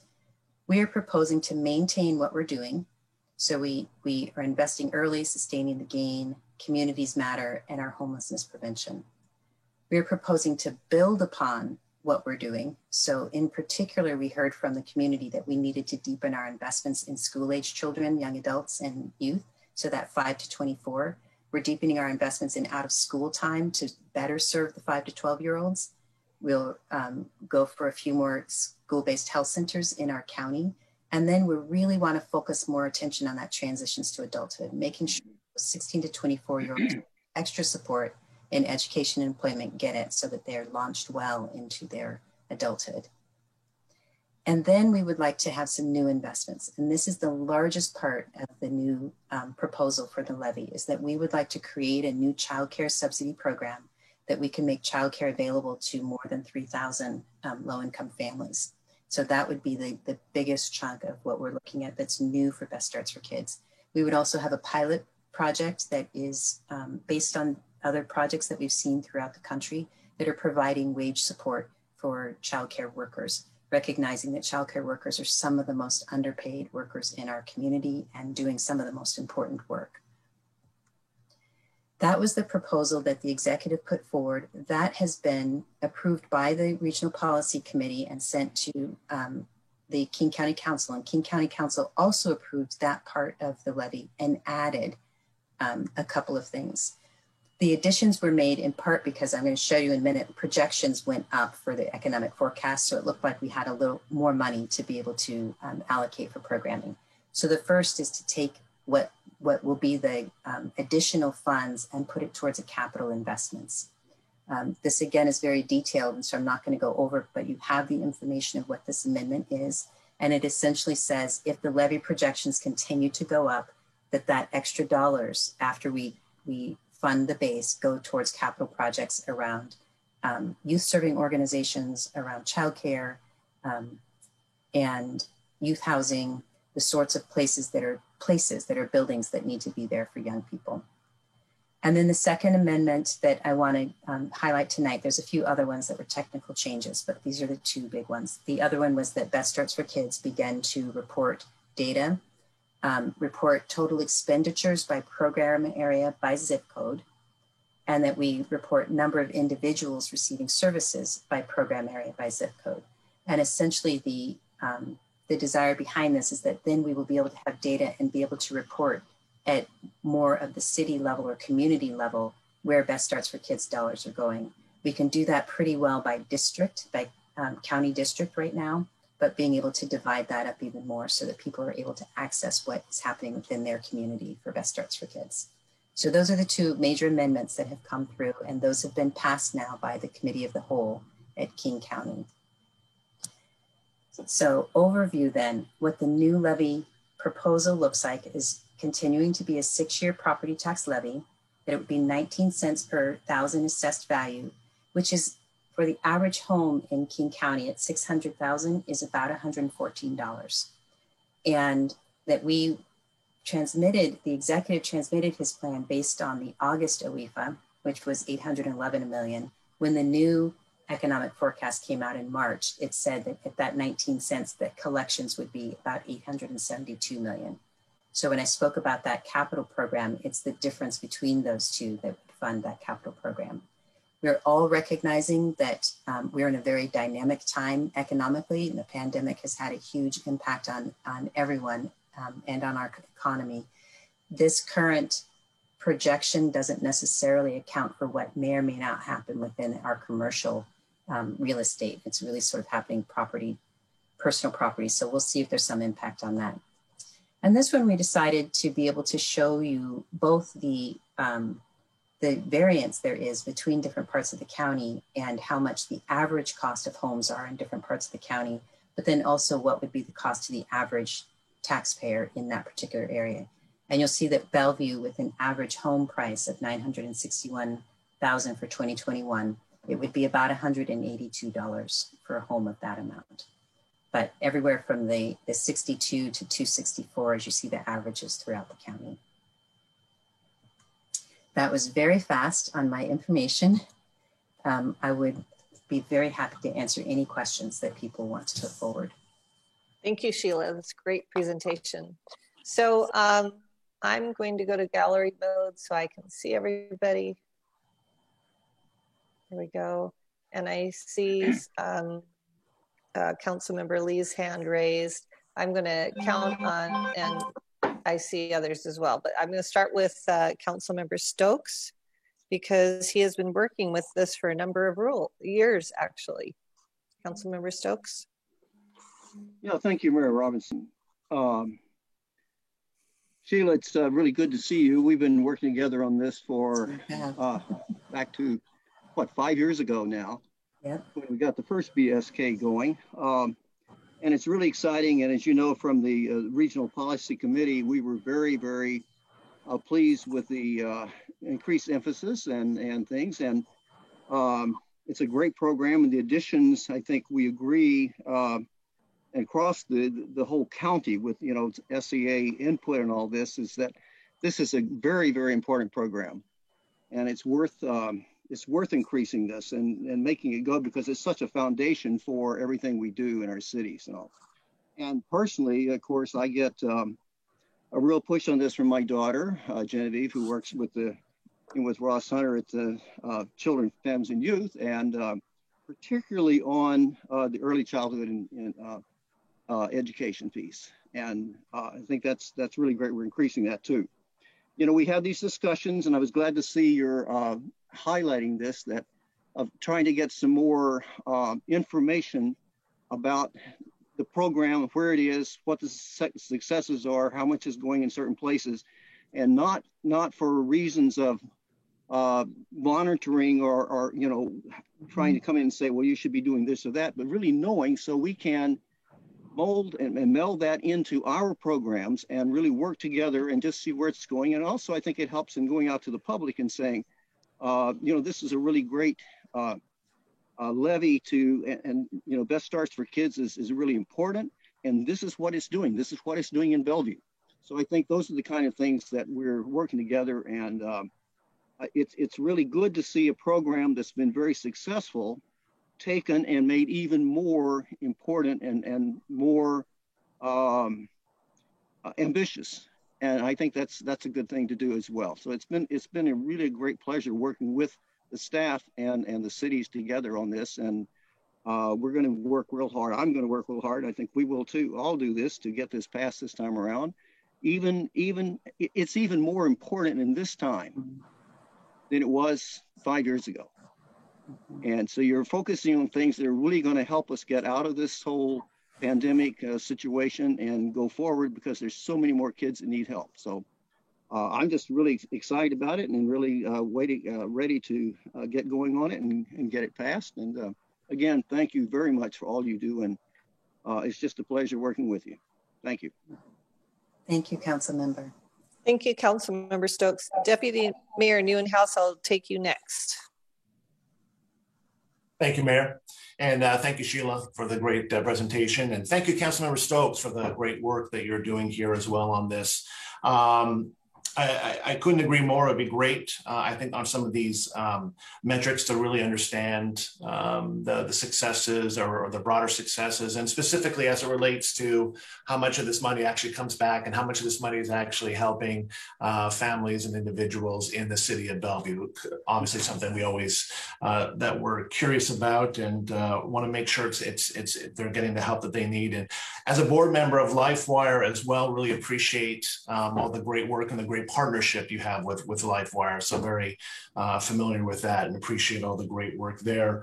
This was a very quick presentation. I would just love if you could just give a few examples on some of the areas where right now you're seeing you're having the greatest success, and maybe a little bit on a couple of the areas where maybe COVID has had a bigger impact, and where you see that there might need further investment in order to really hit the goals that you're looking to achieve. Thank you.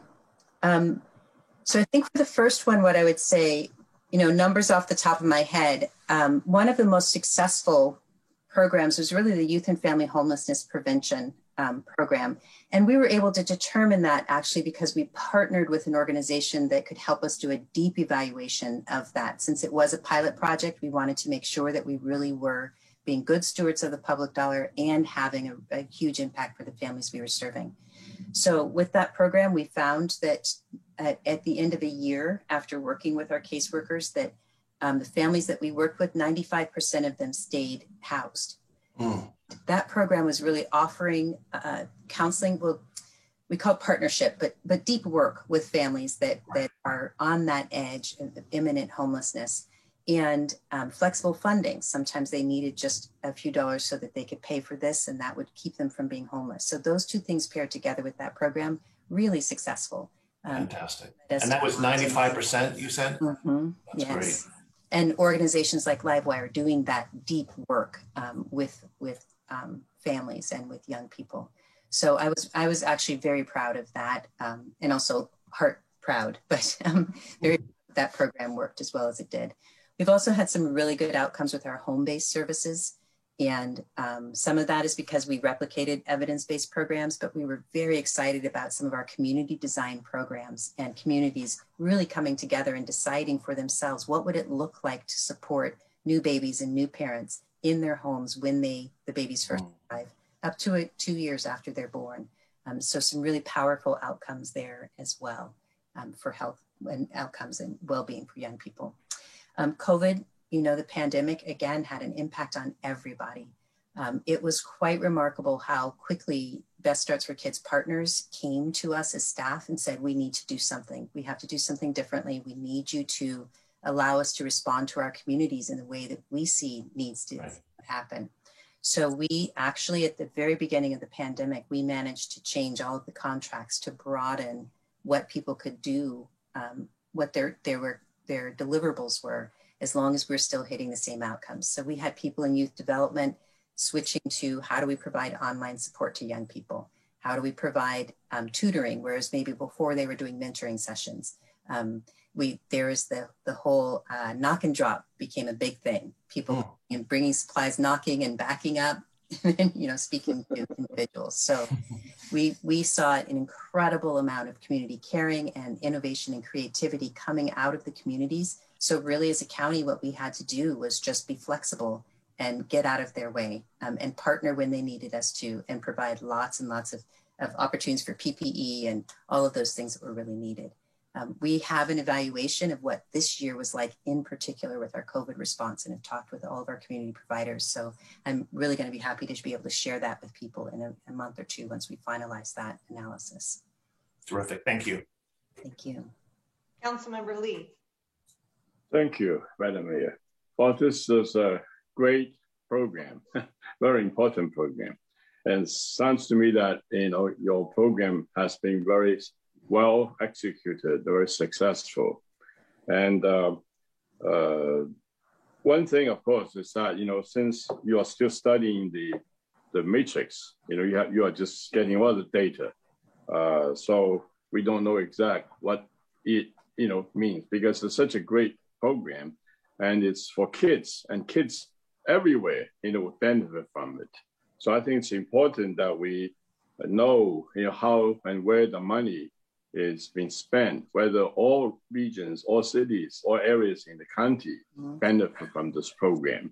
So I'm glad that this amendment, 8B, is giving us some additional data information to make sure that, all the kids throughout the county are being covered, because it's very good. So I guess we will have to wait until we get the numbers. And then with the SNP program going, we have the zip code. So you also know, that everybody's being benefit from this. I do have a question. You have a new program, Child Care, which is also very good. And the new program you're doing, plus the other old programs. So I really like to know, and that I'm sure you would like to know too, whether, all the cities, all the regions in the counties being, equally benefiting from it. So I think numbers would be very important because, we're all paying for it and we would like to receive some of the benefit proportionally. So I think those numbers would be important. Those data, those metrics would be very, very good to have so that, we can have the adjustment we make if we need to. And then if we know what areas are lacking, right, then we can make adjustments to do all those things. So I really think going forward with this new additional amendment, it's going to give us a lot more information and to make it a lot more easy for us to, to sell to our taxpayers that we are actually getting the benefits of the program because all kids will benefit from it. Thank you. Thank you. Absolutely. Councilmember John. Oh, sorry. Did you want to say something, Sheila? Oh, I just wanted to add, we do have yearly reports. So we have annual reports for 18, 19, and 20 that tell us each year what we do. What we're hoping to do this year is roll all of that up to say, this is the whole levy now. So just wanted to make sure I put that out there. And that would be great. Is it possible we can have some of the data? So at least we have a, sense before it's all done, analyze it. We know that, you know how to make adjustments when you go forward with the new program. Thank you. Councilmember Zahn. Yes, thank you, Mayor. Thank you for coming and providing this information. I really support this regional holistic approach because this is truly going all the way back from the prevention and being proactive to focus on prenatal all the way to 24-year-old. Is that right? Yes. In terms of young adults. And I appreciate hearing about the pilots and the successful programs. So hopefully the ability to portability of those programs to other communities, I think will be important.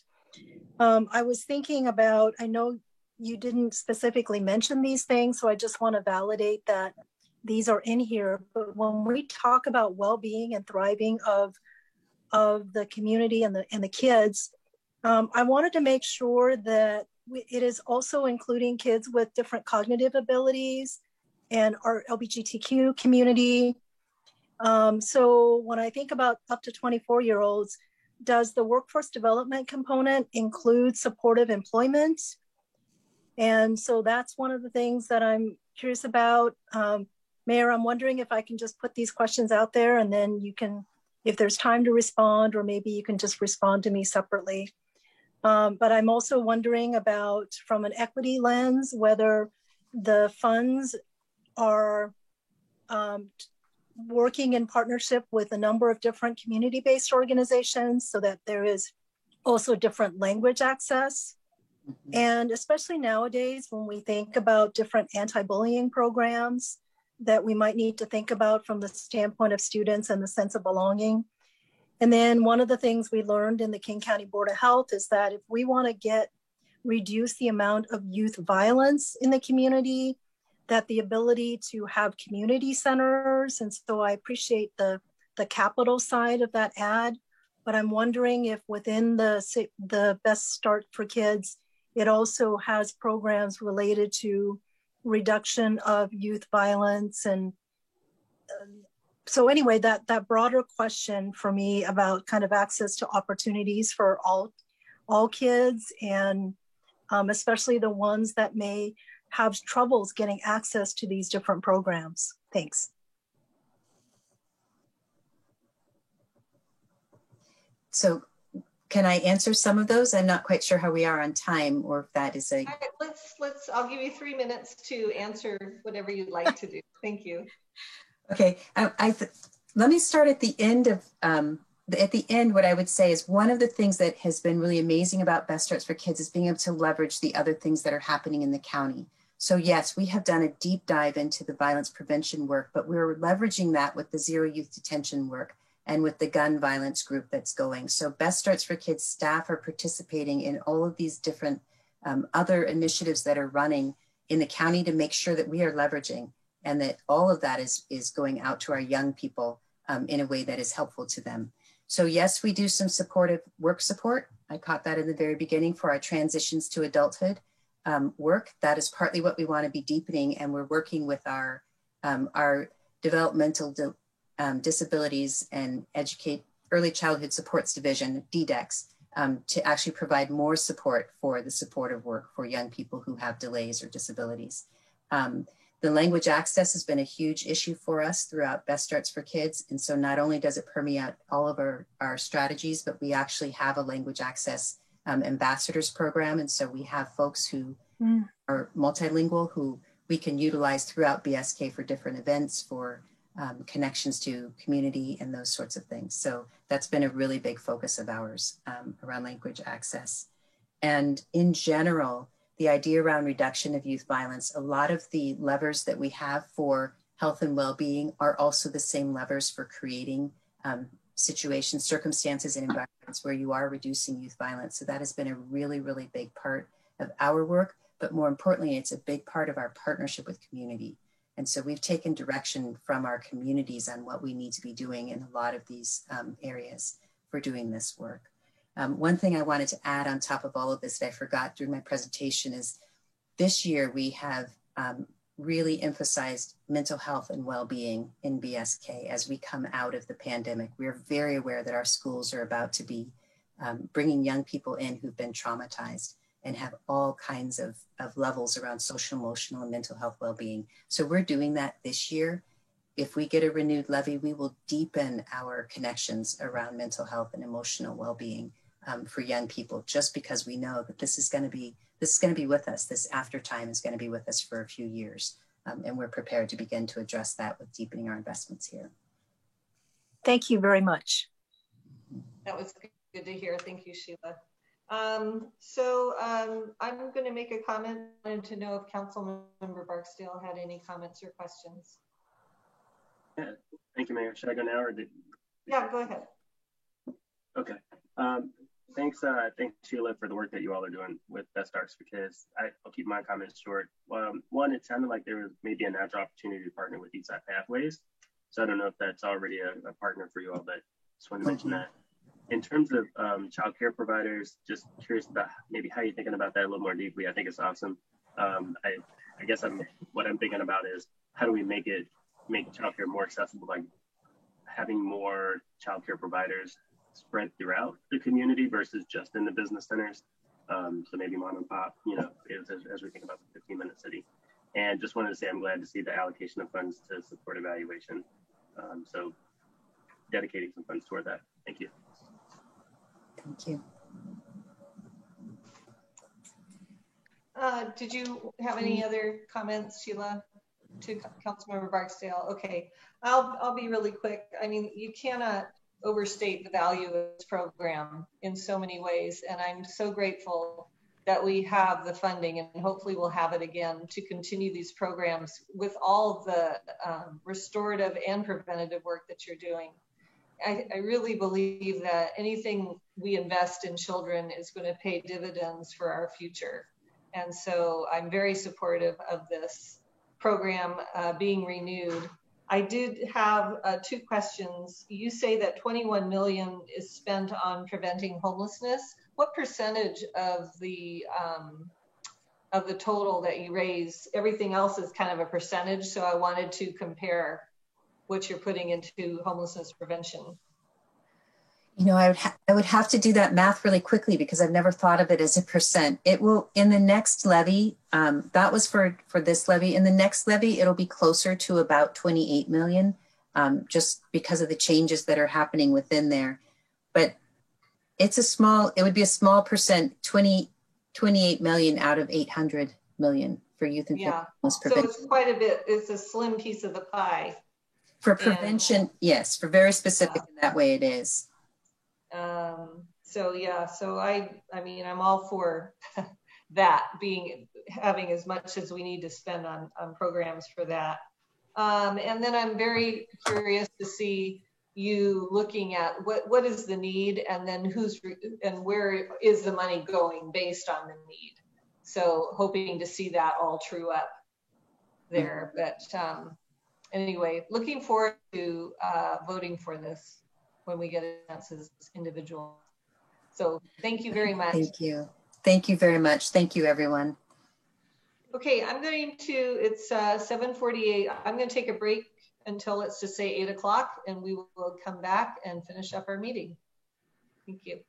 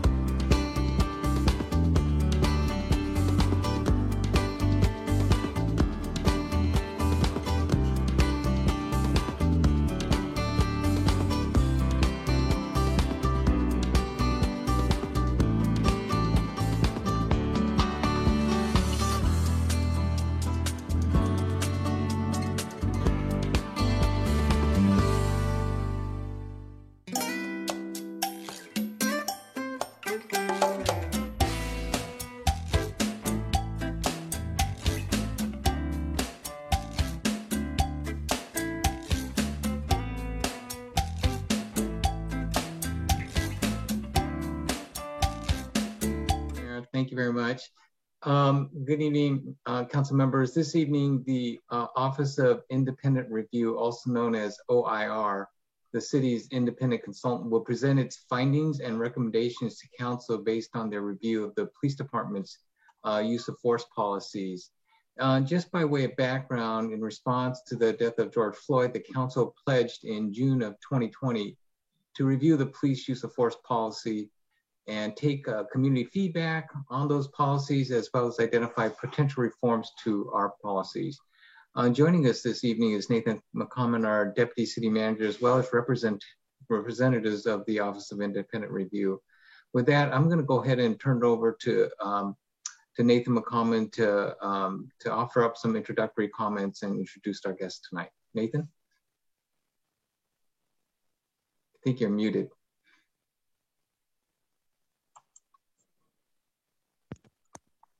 Am I on now? There you go. All right. Thank you, City Manager Miyake. Just before I start, Charmaine, if I would ask you to look into the waiting and see if Mr. Tarrant is there, and you can move him over as a presenter. And while she's doing that, I'll move right into it. So good evening. Again, Mayor Robinson, Deputy Mayor Neuenhuis, and Council. As City Manager Miyake highlighted, the presentation this evening comes as a result of a culmination of several months of work that was prompted by the Council's pledge to take a hard look at Bellevue's police use of force policies. That pledge was published June 11, 2020. Next slide, please. The Council, City Manager Miyake, and Police Chief Milet all welcome the scrutiny, recognizing that Bellevue is not exempt, and it is our common practice to seek continuous improvement and look for better ways to serve the Bellevue community. A leading concern at the time was to ensure that the use of force policy in Bellevue would contain no guidance that might lead to an unacceptable use of force. Thus, the focus of the work was examining the use of force policy to include a diverse range of input, experiences, and stories. Next slide, please.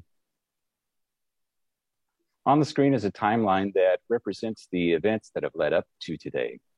The presentation tonight will go into further detail on the steps that followed the pledge. And a key element of delivering on the pledge was finding an independent third party to conduct the process with arm's length judgment in order to meet the intent of the pledge to specifically assess the police use of force policy. And in light of the public criticism of policing, the city conducted a nationwide search for a consultant with expert knowledge of policing and policing policies, facilitation, public engagement, and with credentials and experience coming from academia, legal counsel, and research rather than law enforcement service. We received responses of interest from qualified research firms and academia, which led to hiring the Office of Independent Review Group, or OIR, of Playa del Rey, California. OIR's contract began with the City of Bellevue, August 24, 2020. Since then, OIR led the process for the Council's pledge, and will speak more in detail about the process following my opening remarks here. Next slide, please.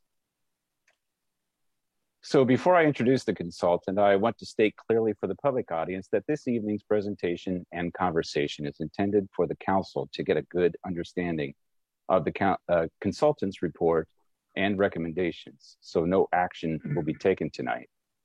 In the coming weeks, the conversation will continue between the Council and professional staff about the consultant's recommendations. The report is now in our hands. We take it very seriously, and we have a commitment to the Council and the public to bring this back.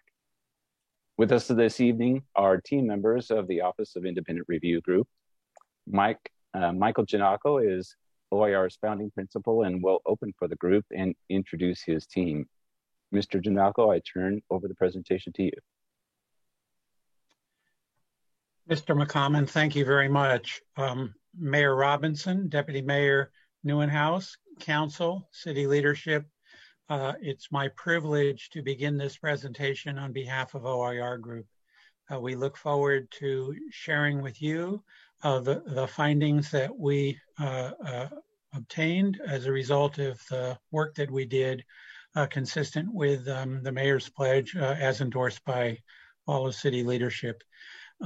We had a great opportunity to engage with a number of your residents about this important issue of policing, and particularly how use of force issues are to be trained, policies developed, et cetera. And we, again, look forward to spending some time with you, at least giving you a 50,000-foot level of our review. I want to introduce to you the members of our team.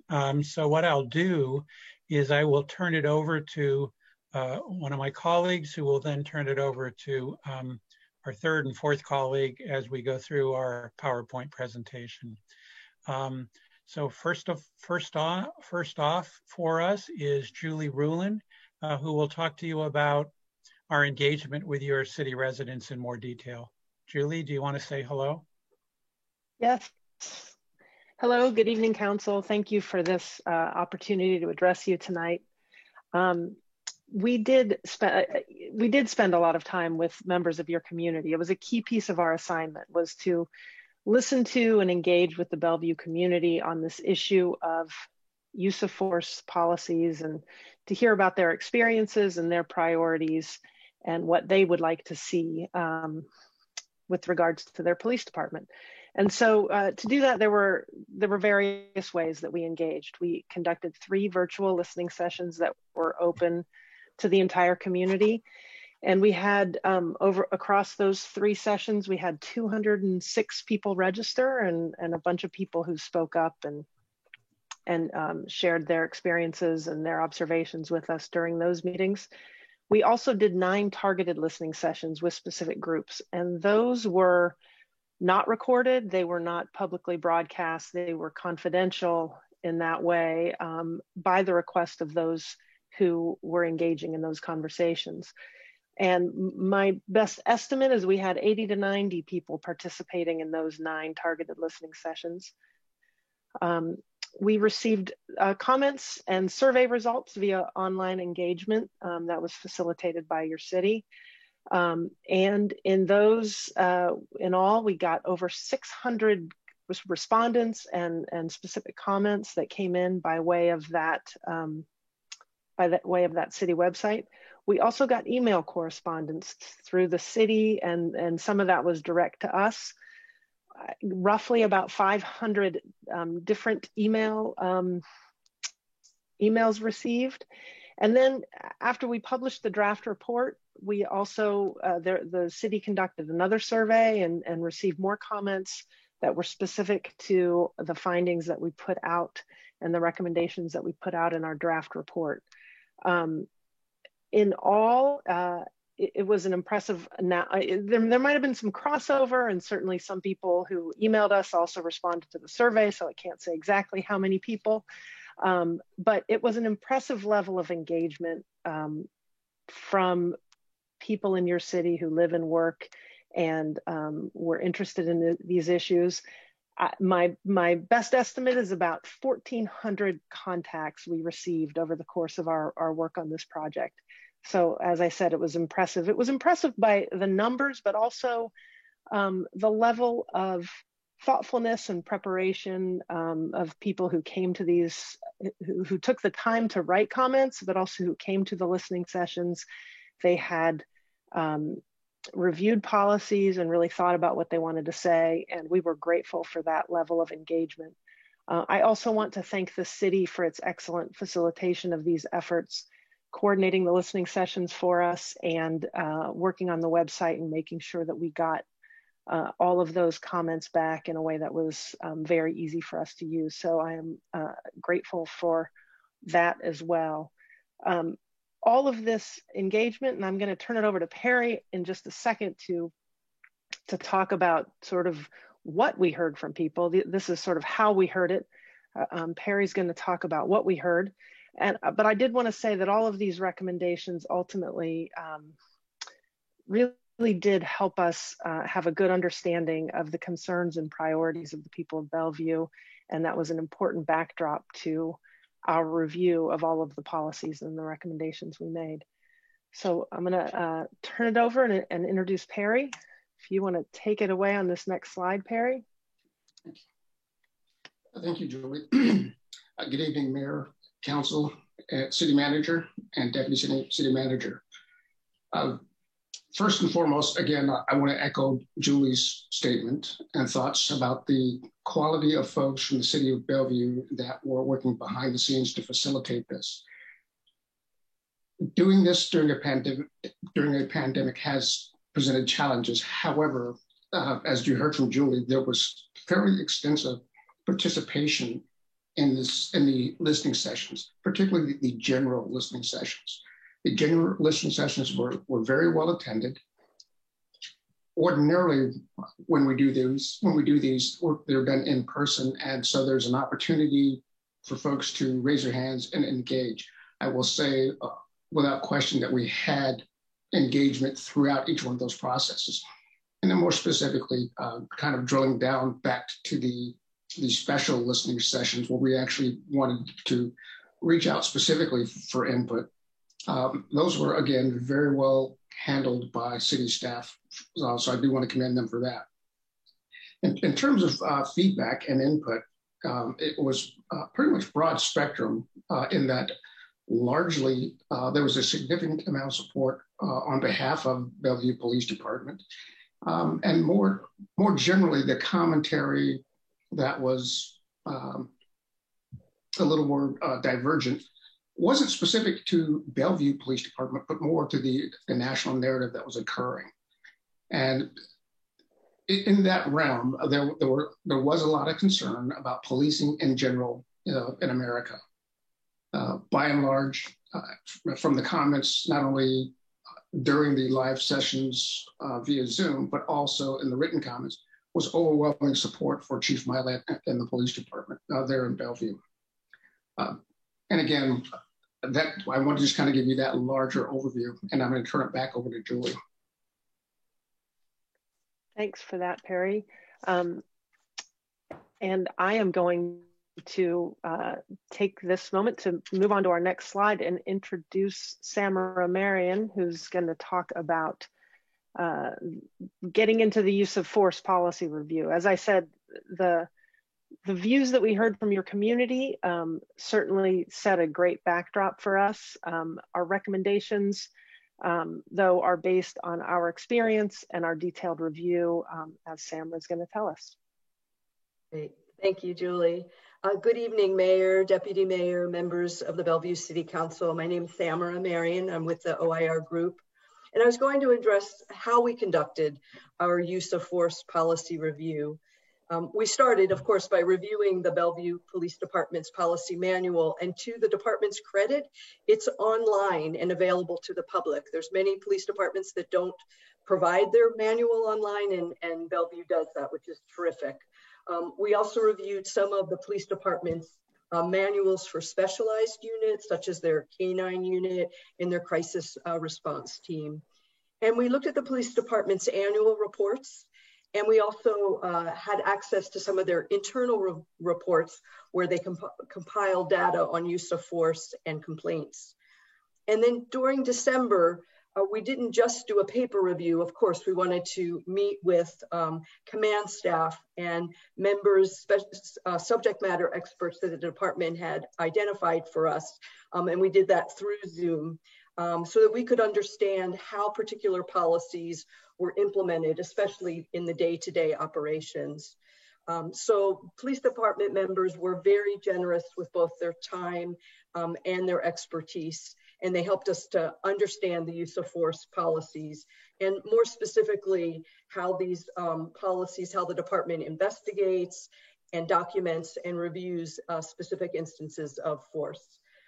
We learned during these discussions that the department was contemplating changes in some of their force policies in areas such as de-escalation and duty to intervene, which were areas that we were also contemplating recommendations. And we also learned through these discussions that some of the department's important practices concerning use of force, especially around documentation and review, were not yet memorialized in their use of force policy. So through our review of the policies, the discussions with the police department staff, our own expertise and knowledge of policing best practices, and also then in light of what we were learning through the listening sessions, we drafted the report and 47 tentative recommendations. It was important to us that we be factually correct in our report, and also equally important that both community members and the police department and the chief have the opportunity to review our tentative recommendations and our report. So we provided the chief and his staff a report, as well as what Julie explained, the report was made available to the public. And we met with the chief, and similarly, we were able to look at the feedback from community members and have an opportunity then to revise our report based on this important feedback. Ultimately, the feedback from both the chief and the community members has improved this report, and we're so grateful to have this opportunity to have such a participatory process. And now I'd like to turn it over to Michael so that he can highlight some of our key recommendations. Thank you, Samara. There were 47 recommendations that we came up with and have proposed as included in our report. We are not going to go over every one of those 47 recommendations, but we are going to sort of talk about some of the recommendations that are particularly, we think are particularly important and are going to be featured this evening. One thing I should say is that whenever there is a significant change in police department policy, pursuant to due process, labor laws, et cetera, those policies do require discussion and negotiation with the association representing the officers. So it's not like these recommendations can be achieved overnight, but we did present them as what we think are the recommendations that can improve the way in which guidance is provided to officers on the Bellevue Police Department and are consistent with many of the things we heard through our community engagement, are also consistent with what we believe to be best practices and progressive policing practices based on our experience in looking at scores of policies throughout the country. So just to go over them in a relatively rapid way, one of the things that we noted is that at least when we reviewed the policy, there was no recognition of how important it is, the sanctity of life issues, and how a force must recognize how important life is. And that kind of a preamble is more and more being accepted within the police department culture.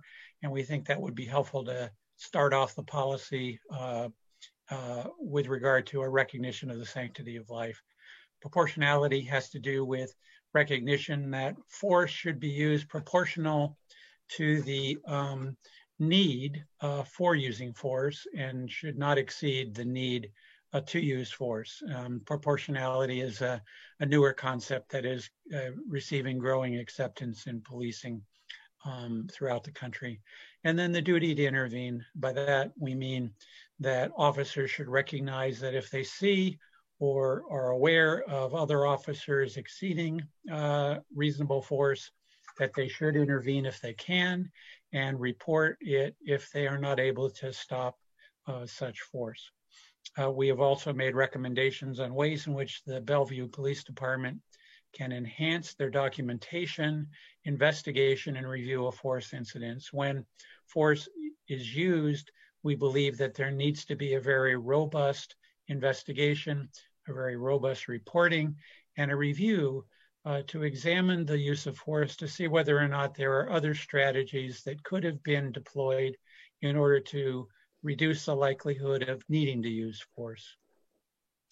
Deadly force obviously is the ultimate force that officers have and should obviously be reserved for only the imminent danger situations where imminent threat is presented to officers or third parties. And so we have suggested that, again, that the Bellevue Police Department expand its review of deadly force to ensure that, again, that lessons can be learned from that review and pushed back into the department through training, through accountability, and through other mechanisms to, again, reduce the likelihood of the need to use deadly force.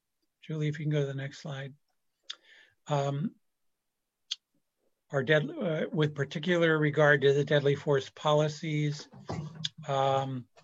we have suggested some modifications in the policy. For example, the last time I believe that there was an officer-involved shooting in Bellevue, it involved shooting at a moving vehicle. And so we have suggested further guidance with regard to how officers should approach moving vehicles and when they should use force or deadly force on moving vehicles, and the potential downsides of using force on moving vehicles and how ineffective that technique is often proven to be. Consistent with what most police departments are considering doing is the prohibition on neck holds coming out of the George Floyd murder.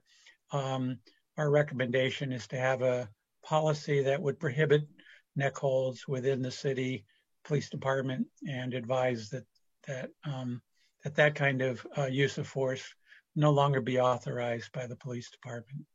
We have suggested some modifications to deployment of canines and tasers in order to be consistent with progressive practices, and it made recommendations with regard to that. Julie, if you want to go to the next slide.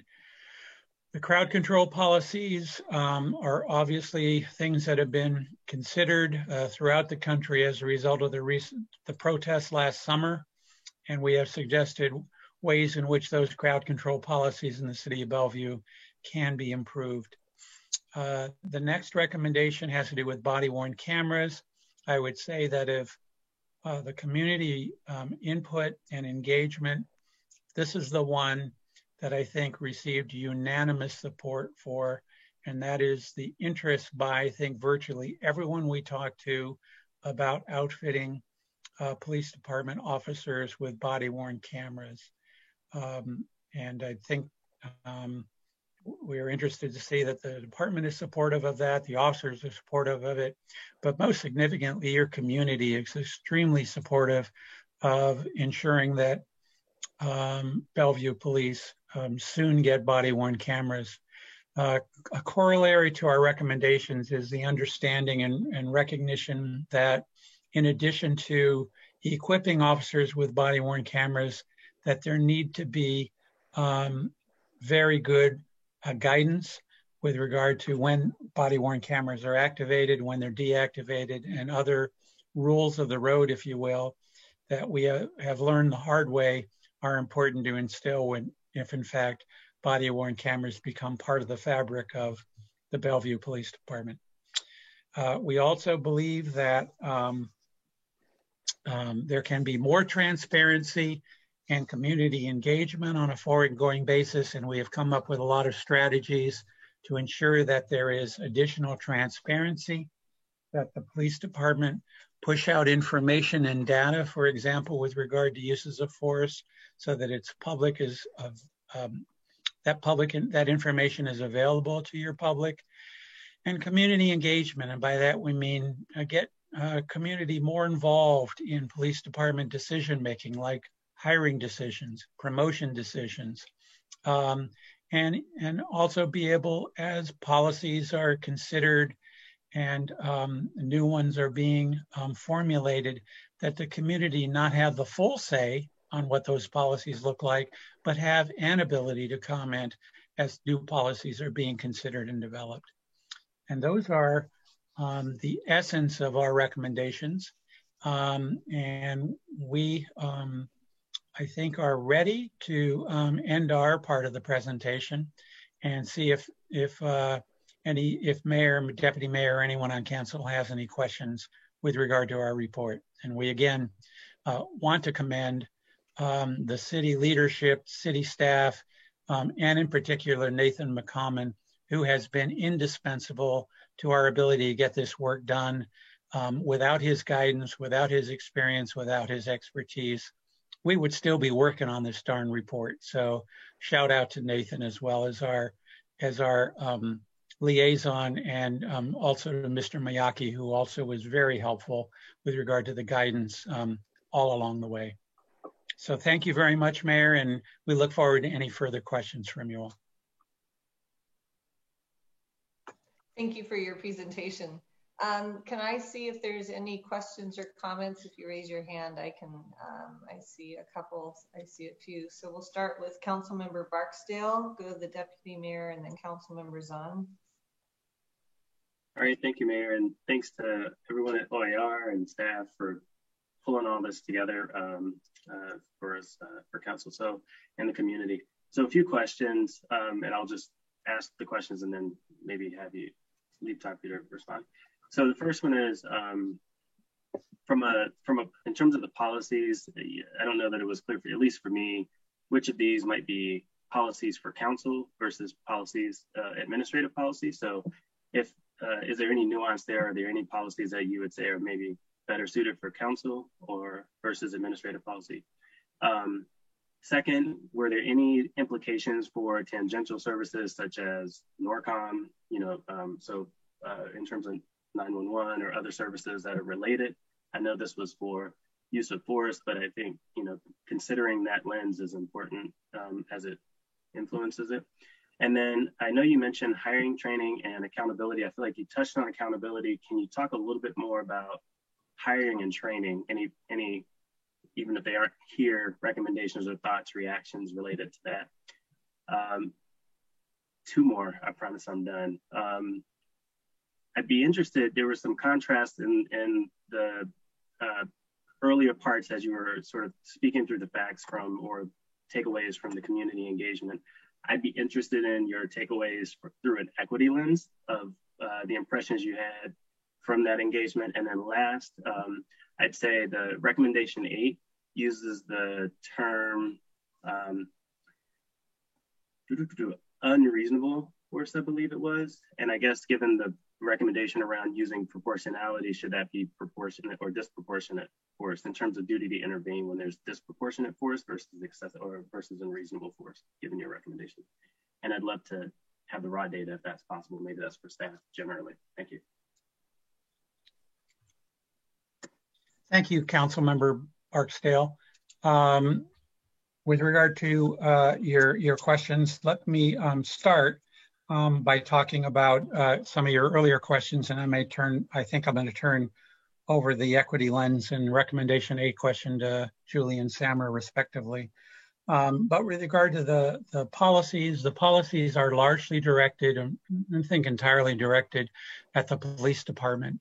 That doesn't mean that the city will have, that the recommendations, if implemented, won't have an impact on the city, because it will, and it certainly will have an impact on city residents. But the recommendations were primarily directed in the use of force area, and were directed at the police department with regard to their current policy manuals and ways of doing business. That being said, the 911 piece, the other part of the city family certainly do have a direct corollary with regard to how these all go down, and should certainly be something that I think everyone should continue to examine to see whether or not they are functioning in a good way. The hiring training was, again, not within our sweet spot or scope, but what we did say about hiring and training, well, first of all, the training piece is going to be important because you can do all the policy changes you want, and unless you train your officers with regard to understanding these are the new ways of doing business, and unless you do that effectively, you might as well not change your policy. So that is a piece that should be watched, and there should be some, continuing question asking of your police chief about what kind of training he anticipates doing in order to advise his officers with regard to the recommendations that eventually are implemented. With regard to the hiring piece, again, it was not within our sweet spot, but what was within our sweet spot is this idea that with regard to these other decision makings on who it is that's going to be a Bellevue police officer, who it is that ends up getting promoted, that the community should be more involved in that piece by sitting on hiring panels or promotional panels. And that's a trend that we see in progressive policing, and we would expect that Bellevue do the same. With regard to the equity lens, I'm going to ask Julie to respond to what the community was saying with regard to equity lens, and then Samara, I'll ask you to address the council member's question about recommendation 8. Thanks, Mike, and thanks, Councilmember Barksdale, for your question. yeah, this assignment, sort of started from this position of, use of force is certainly a key piece of it, but also kind of acknowledging the systemic racism and how do we start to take some steps to address that.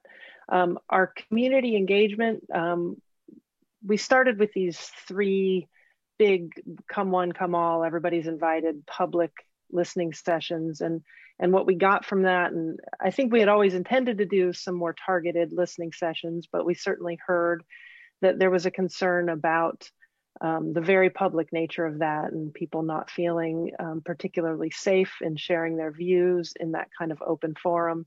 And so the targeted sessions really were intended to invite smaller groups who might have some common interests and who could talk in a more confidential way. And that was, our efforts to make sure that we heard a diverse range of voices, and so that people, in a way that made people feel safe and felt like they could share their experiences and their views. And so that was the goal of our targeted listening sessions, was to really focus on creating that safe space so that we could hear that range of views. And again, we were very limited in our project, in our assignment, to use of force policies.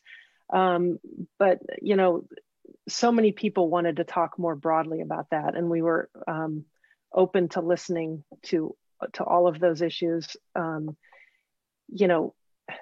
These broader issues of a police department's relationships with its community go well beyond use of force. And so that was an important piece of our listening session, even though it didn't necessarily come out in ways that were directly related to the policies per se.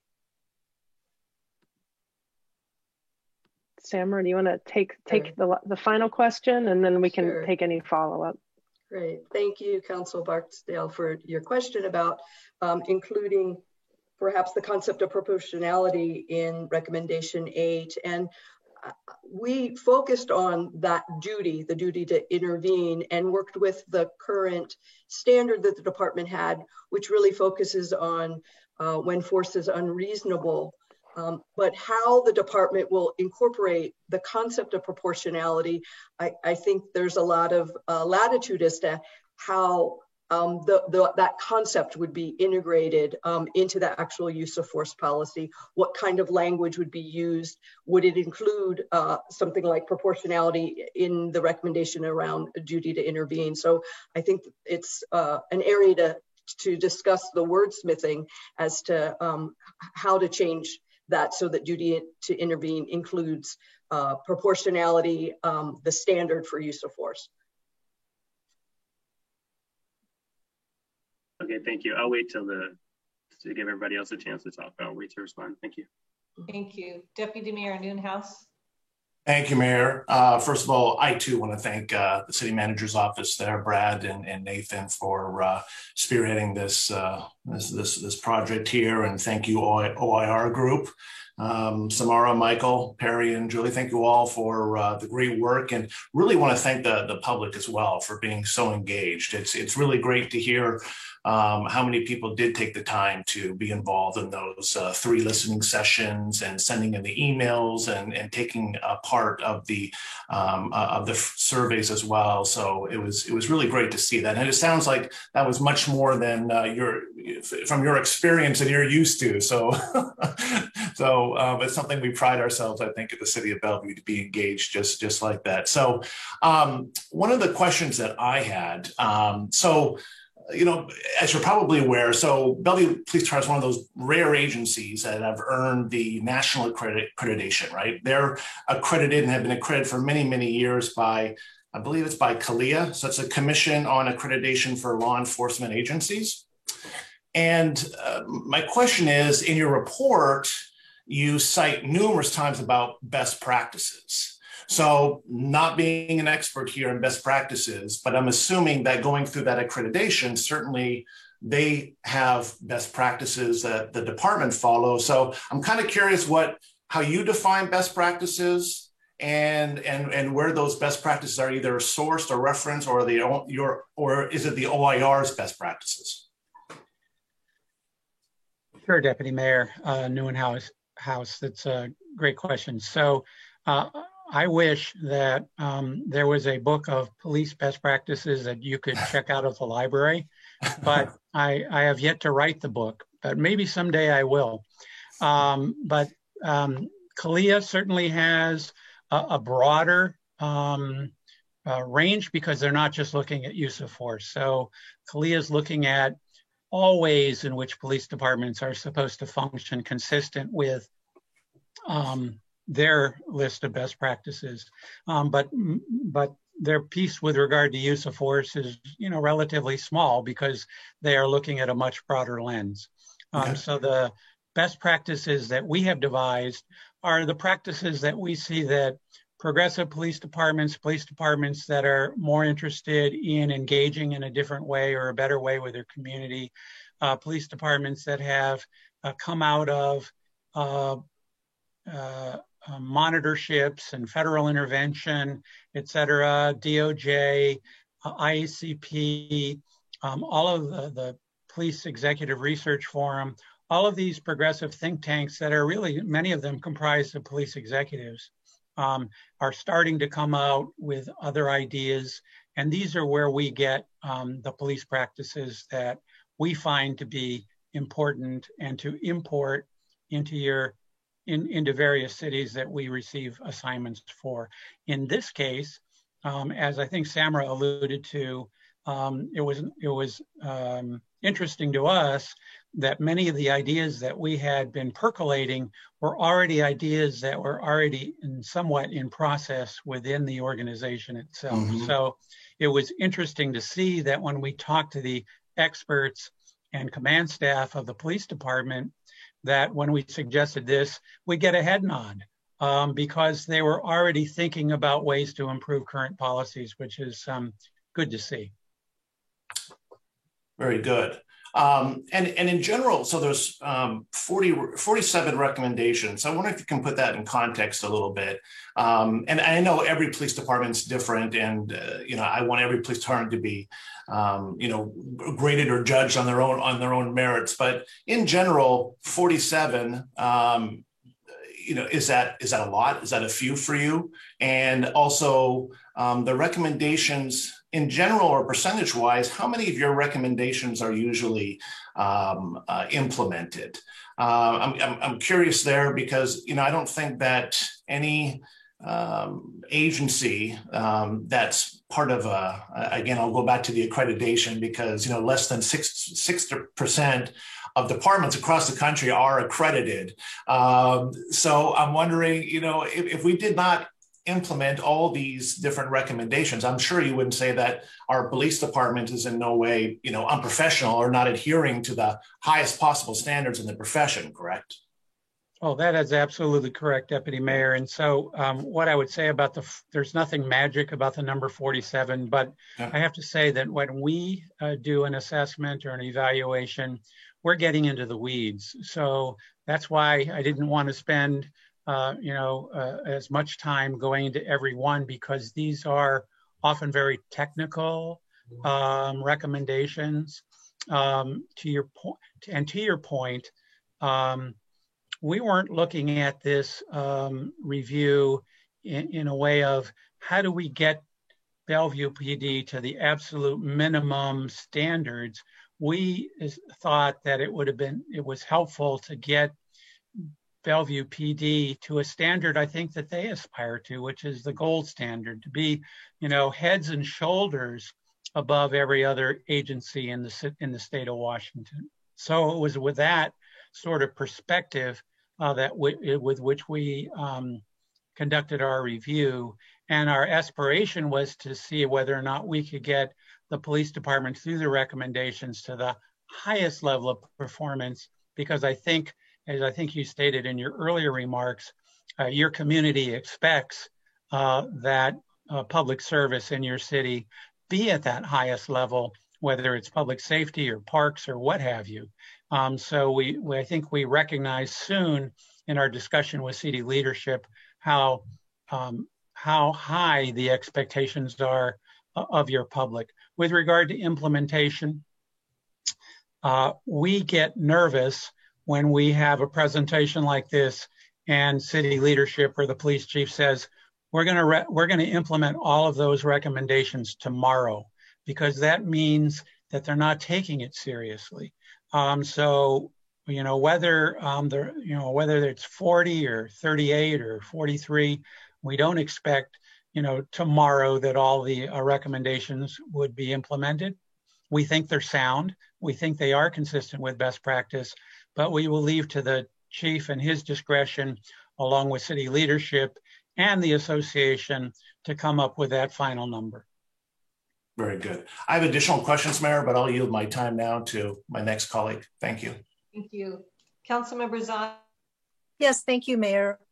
I too thank Brad and Nathan and the chief and OIR for all of this work, as well as the community, because I think that what we believe is that public safety is of paramount importance, and that we do aspire to our highest standards and to be a model across the country. And yet, with that said, I can also appreciate the fact that this is a very hard topic to talk about for our community, as well as for our police, who are always striving to be their best, and to be evaluated with a microscope can sometimes be a little nerve-wracking. So I just appreciate the fact that we were all into the pledge that we signed on to, and to do this work together. Similar to the deputy mayor's point, I was also reading the report about the national best practices and the progressive policy practice, and also how that plays into CALEA, because I've come to understand that CALEA is a set of evaluation of a lot of the what's and some of the how's, but not necessarily saying that this is the only way to perform your work. So I'm wondering if you can comment a bit more about the national best practice. Certainly, I know we've talked about a model of serving from a guardianship standpoint. And so when you use the word progressive policy practice, is that what you're talking about? Because I'm still a little bit unclear about what the criteria is, or what that best practice looks like. I know you talked about maybe some learnings from other places. Are there some police departments where you are looking at what they're doing now in their journey as more of the best practice? So I'd like to understand a bit more about that. And then when I look at the report, it talks about 83% of the people that responded are homeowners. So I'm trying to understand whether the results we're getting is representative of the whole community, when about half of our community are renters. So would you say that you would expect to see the same type of feedback from the community and results if there were more renters that participated? And in the transparency section, you referred to a professional standards annual report, and I'm wondering if that's the same as the published police annual report, or if that's something different. And related to near the end there, you were talking about the term rioting not being defined. And I'm actually thinking, my question is more broad about when we think about rioting, demonstration, protests, and civil disturbances, are those defined somewhere? Because I'm trying to understand also that from a definitional standpoint, whether that is actually a defined term in the law enforcement world. And then lastly, the recommendation about the advisory councils. I'm also curious about whether there were some feedback you received from the advisory council broader than the police use of force that may inform a broader conversation? And is that additional information that you have that's not in the report, or how that engagement worked? Thank you. Thank you, Councilmember Zahn. So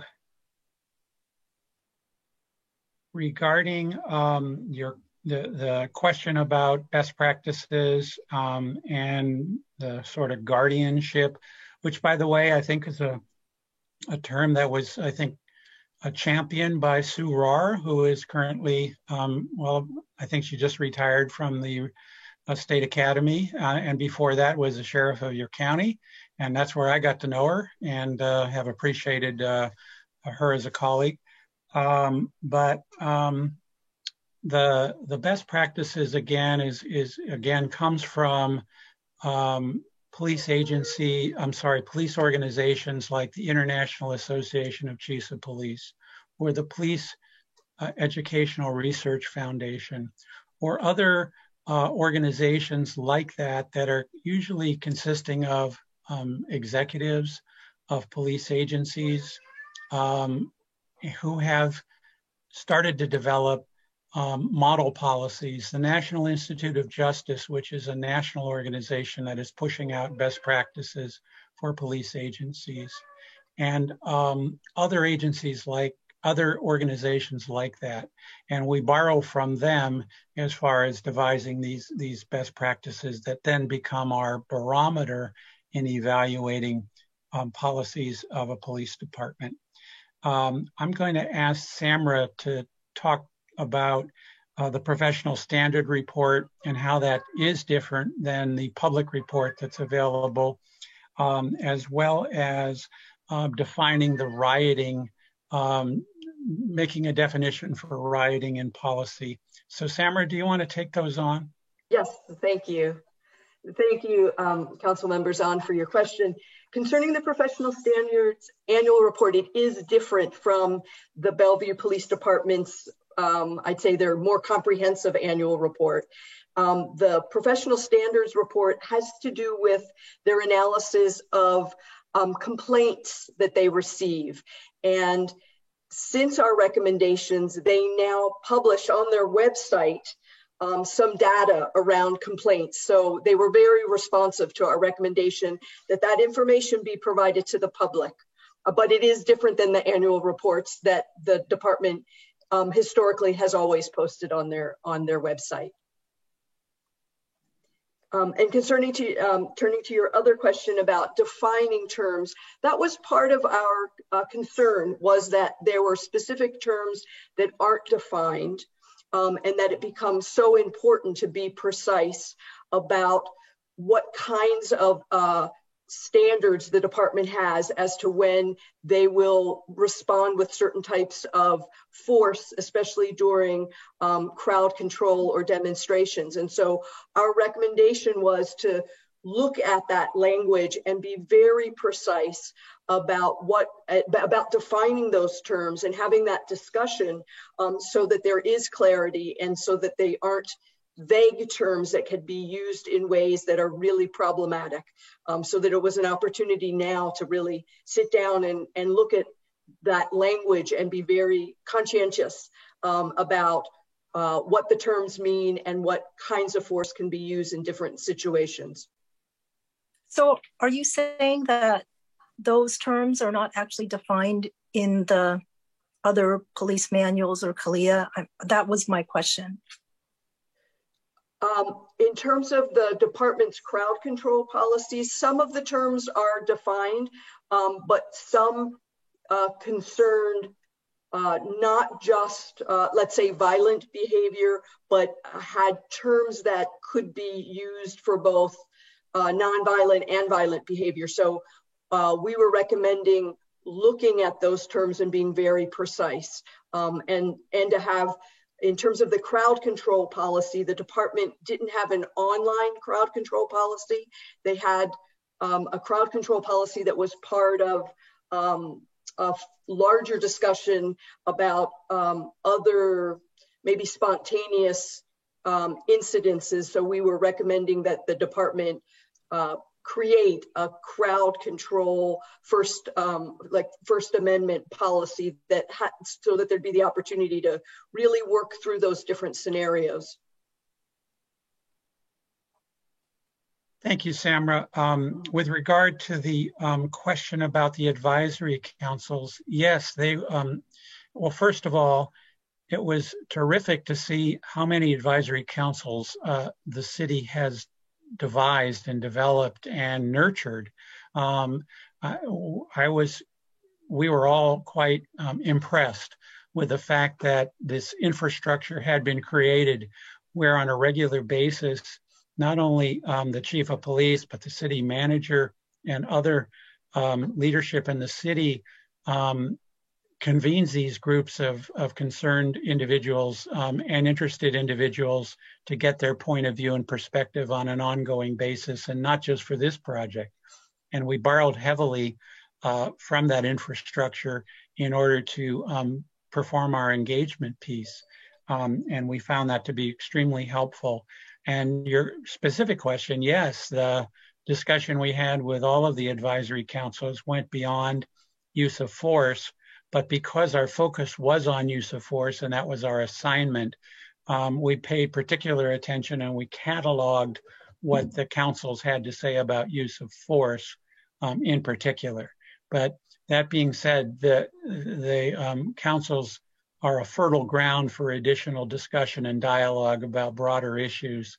And if the city was interested in going back on those issues, I think the councils would be a great exemplar to get started. The last question had to do with, the last question I had in my list, it's a little out of order, had to do with renters versus homeowners, and I'll ask Julie to respond to that. Yeah, thank you for your question, Councilmember Zahn. I think it's important to note that none of the outreach that we did, then getting the survey responses and the emails, none of that was intended as a sort of scientifically accurate representative group of Bellevue, people connected to Bellevue. It was, we wanted to hear from as many people as possible. The outreach, the effort was to just say, we want anybody who wants to tell us something, their views, their opinions, to tell it to us. And so it was striking, I think, in the survey responses, how heavily skewed it was to homeowners. I did not, I sort of figured that wasn't representative of the entire population. And I think that it is what it is. It was nice that the city gathered that data point, but it wasn't, we weren't looking at these results in a way to say a certain percentage believes, that this policy needs to change. All of this outreach was our effort to just learn about the Bellevue community priorities and what's important to people. And I will say, the survey response, the comments that came in via the survey and the written emails were very, very heavily supportive of the police department. A number, I cited just sort of the vast number of comments and emails that we received, because I think it's impressive that somebody takes the time to even type out a very short email, but a huge percentage of the emails were simply, do not defund the police. They weren't so substantive as the kind of comments that we got during the listening sessions. I almost said in-person listening sessions because I've now come to view Zoom as being in person, but this year has changed us all in so many ways. But those comments that we got in these small group interactions, even the bigger listening session, those comments were much more nuanced, much more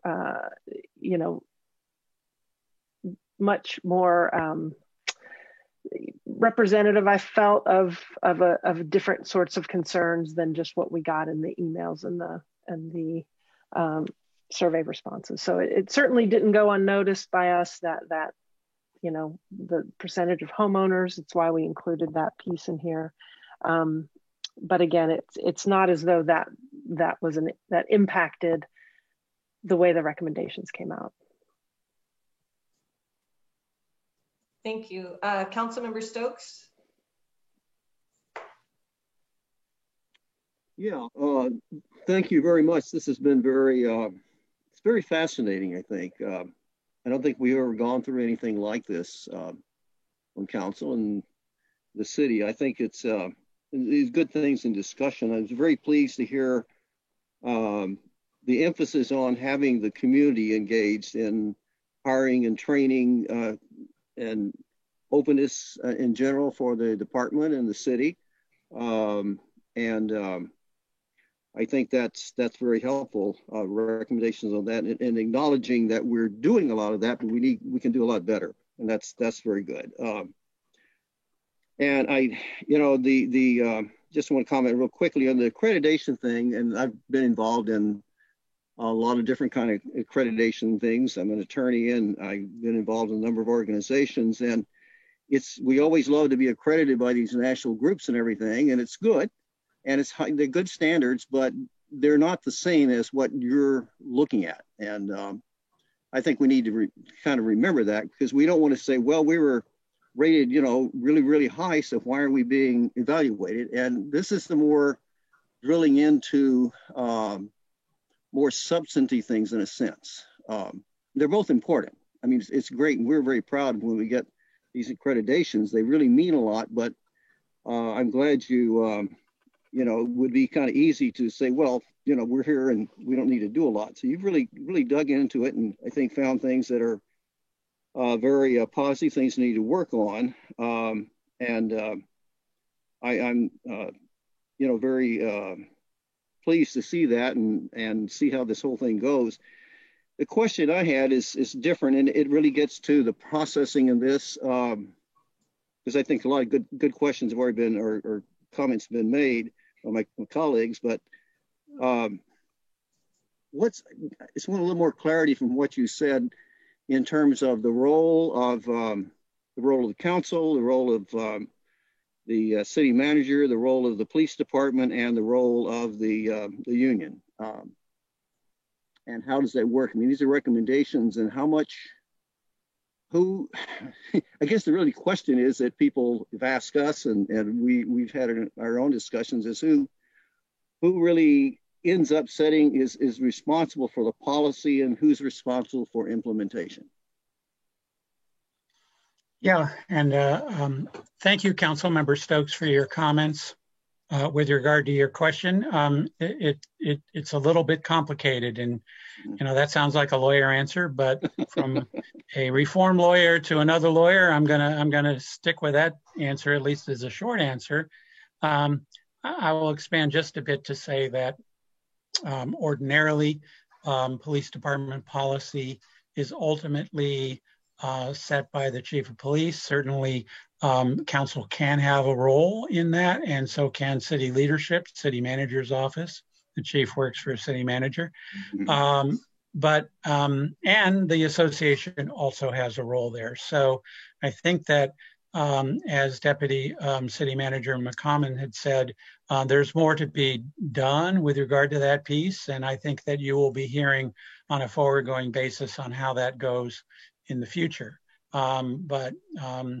Unless, Nathan, you have anything further to say, I think I'll leave it at that for now. Okay. Thank you. Councilmember Lee. That's good, thank you. Thank you, Madam Mayor.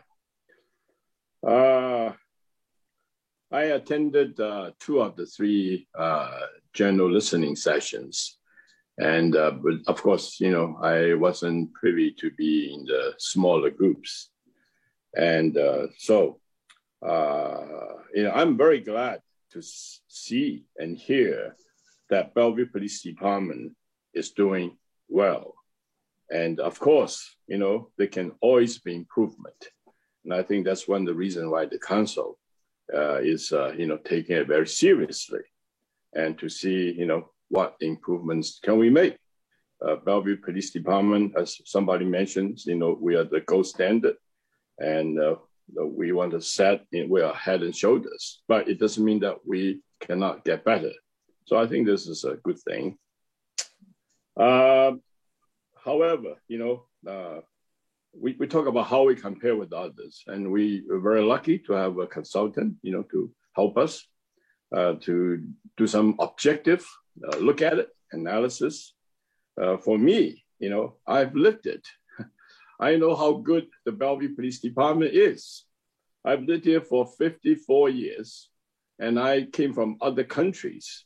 I know how police departments are, how they treat their people. And I've been to a lot of places in this country. I've seen other police departments. I've read about other police departments, and we still are reading about other police departments. I live in Seattle. I know how they police department, are. I mean, no judgment or criticism, but the only thing I can say is living here in Bellevue, it's an amazing place without police department. All these years, as an immigrant, as a minority, I've never, had any problem with our police department. And so I can prove it, as evidence. So the question is how to improve it. And I believe some of the things you guys recommended is an improvement, such as transparency. All these things are good just for common practice, and the community engagement, it is good. Why not? We never, get to be 100%. We can always do better. And you mentioned a few things like body camera and so on. These are the things that definitely we appreciate as a recommendation you are making. But as Michael said, implementation is a different thing. Implementation is a big step, and you have to leave it to the police department, to work it out. And I think that's good. Some of these things definitely is a process. The question is how to improve it. I think that, when you look at it, I have a question for you guys, for the consultant.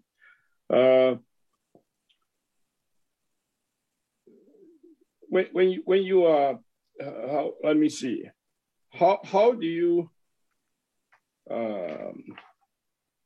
let me see, what was the note I put down here? The results noted in the detail from Bellevue or outside. For example, let's see, the note I got here is participation. You talk about participation, right?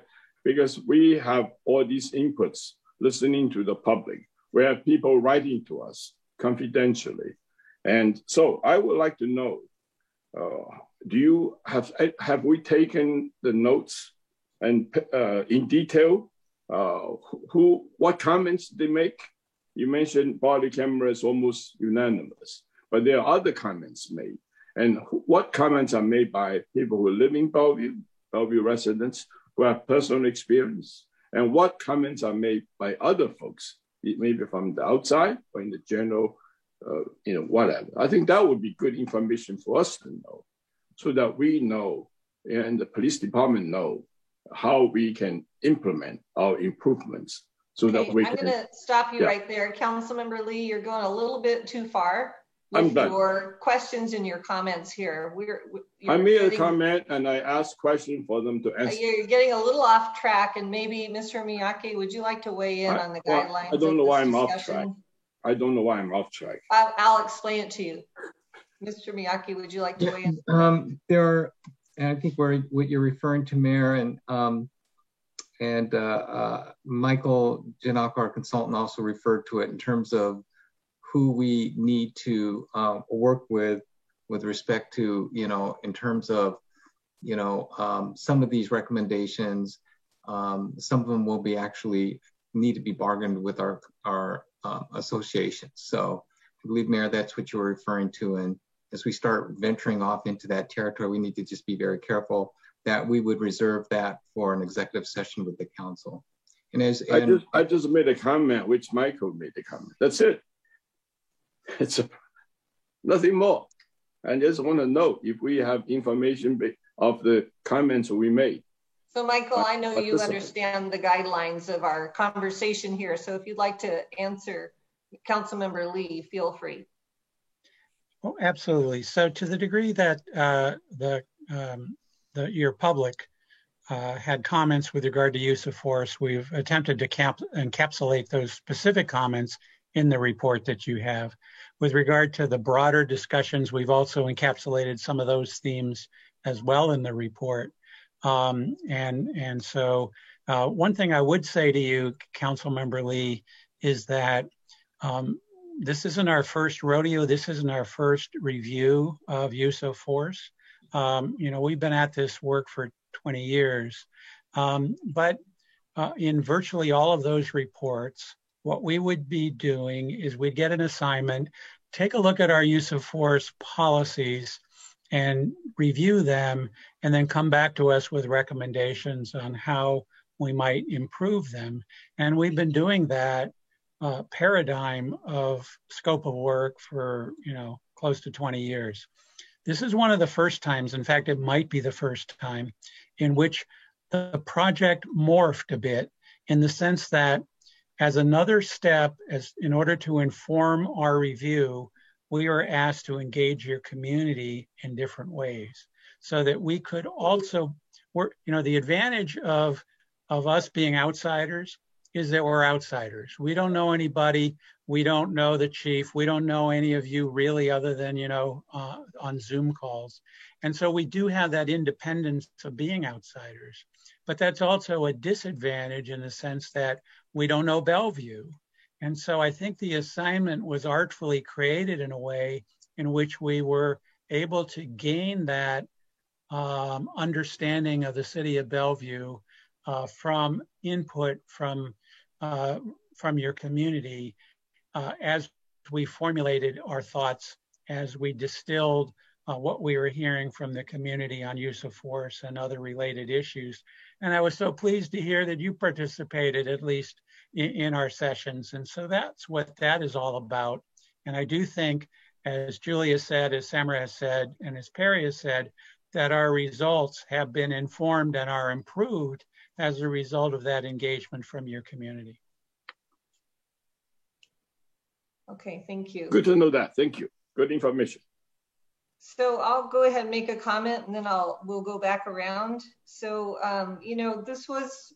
this whole process was in response to a community outcry to make sure we have oversight in our use of force policies, to make sure that our policies protect the people our force is designed to protect, that we have that oversight, that we can have repercussions if there is improper procedures going on, and that it's noticed and it's stopped. And I really appreciate the process that you've gone through. I too participated by listening in on these sessions. And it was very interesting to see and read and hear the comments that were being made. You're right, there were a lot of positive comments made about our police. I was impressed to see that a lot of the things that you recommend we are already doing, but we're not documenting. And it's not a policy, it's just something that our police choose to do. And so, I mean, to be able to to hold that up and document it and have it part of the policy to show the public that these are the values that we are using in our police force, I think is really super important. And to have that oversight. I know we can always do better. And that's part of the reason that we're all here tonight, is to make sure that we are identifying ways that we can continue to be even better than we already are. And we are pretty darn good with all the accreditation that the deputy mayor mentioned and the report that you've given back to us. But there are recommendations in there. So obviously there's room for improvement. And my one question is, when you look at, I think the Chief Milet has 10 different community groups that he consults with. That seems like one of those things that isn't probably written down in the police policy, but something that he does. And so I'm wondering how you're going to take something he's already doing quite successfully, and what your recommendation is to make it even better, or if you have one. Thank you for the question, Mayor Robinson, and I do want to note how appreciative we were for you participating and sort of kicking off the larger listening sessions, and the imprimatur and support that you gave by your presence and your initial remarks, I think were very, very helpful with regard to getting that discussion going. So I wanted to acknowledge that. With regard to your question about the advisory groups, yeah, that was remarkable to us, the fact that Chief Milet had taken the time to pull these groups together and to meet with them regularly well before the Floyd incident. And I do think as a result of that the work that he had done up front, it put the city in a much better place than they would have been once this tumult and national narrative and the Floyd incident occurred. It put the city in a better place because you already had a coterie of individuals that you could then seek feedback through as the city was going through this this experience that I think was unparalleled, in the country, and we're still living it right now with the trial going on. But I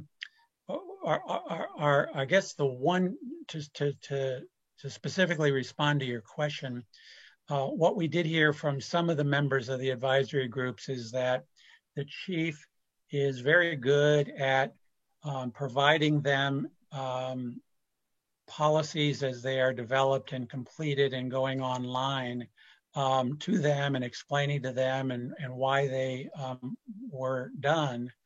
But what some members thought would be better, and I think we agreed with it, it's in our report, is that if in fact that input can be obtained further upstream before the policies are finalized, it would be, I think, beneficial to the department to have that information before everything is all, tied off with a ribbon.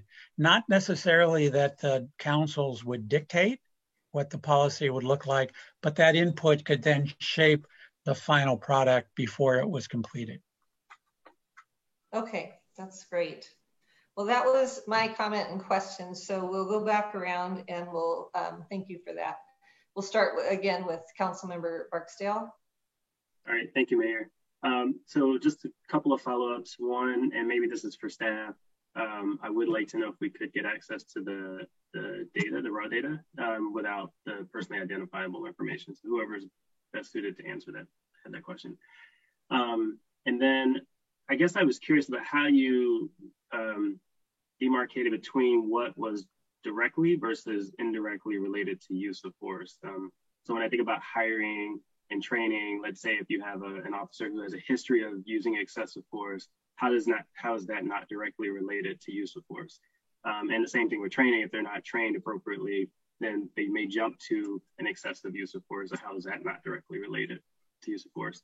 And then in terms of recommendation 8 and proportionality, I don't think it's wordsmithing because you're explicitly calling out these key concepts about using unreasonable force versus proportionality. So, and your recommendation is an ideal.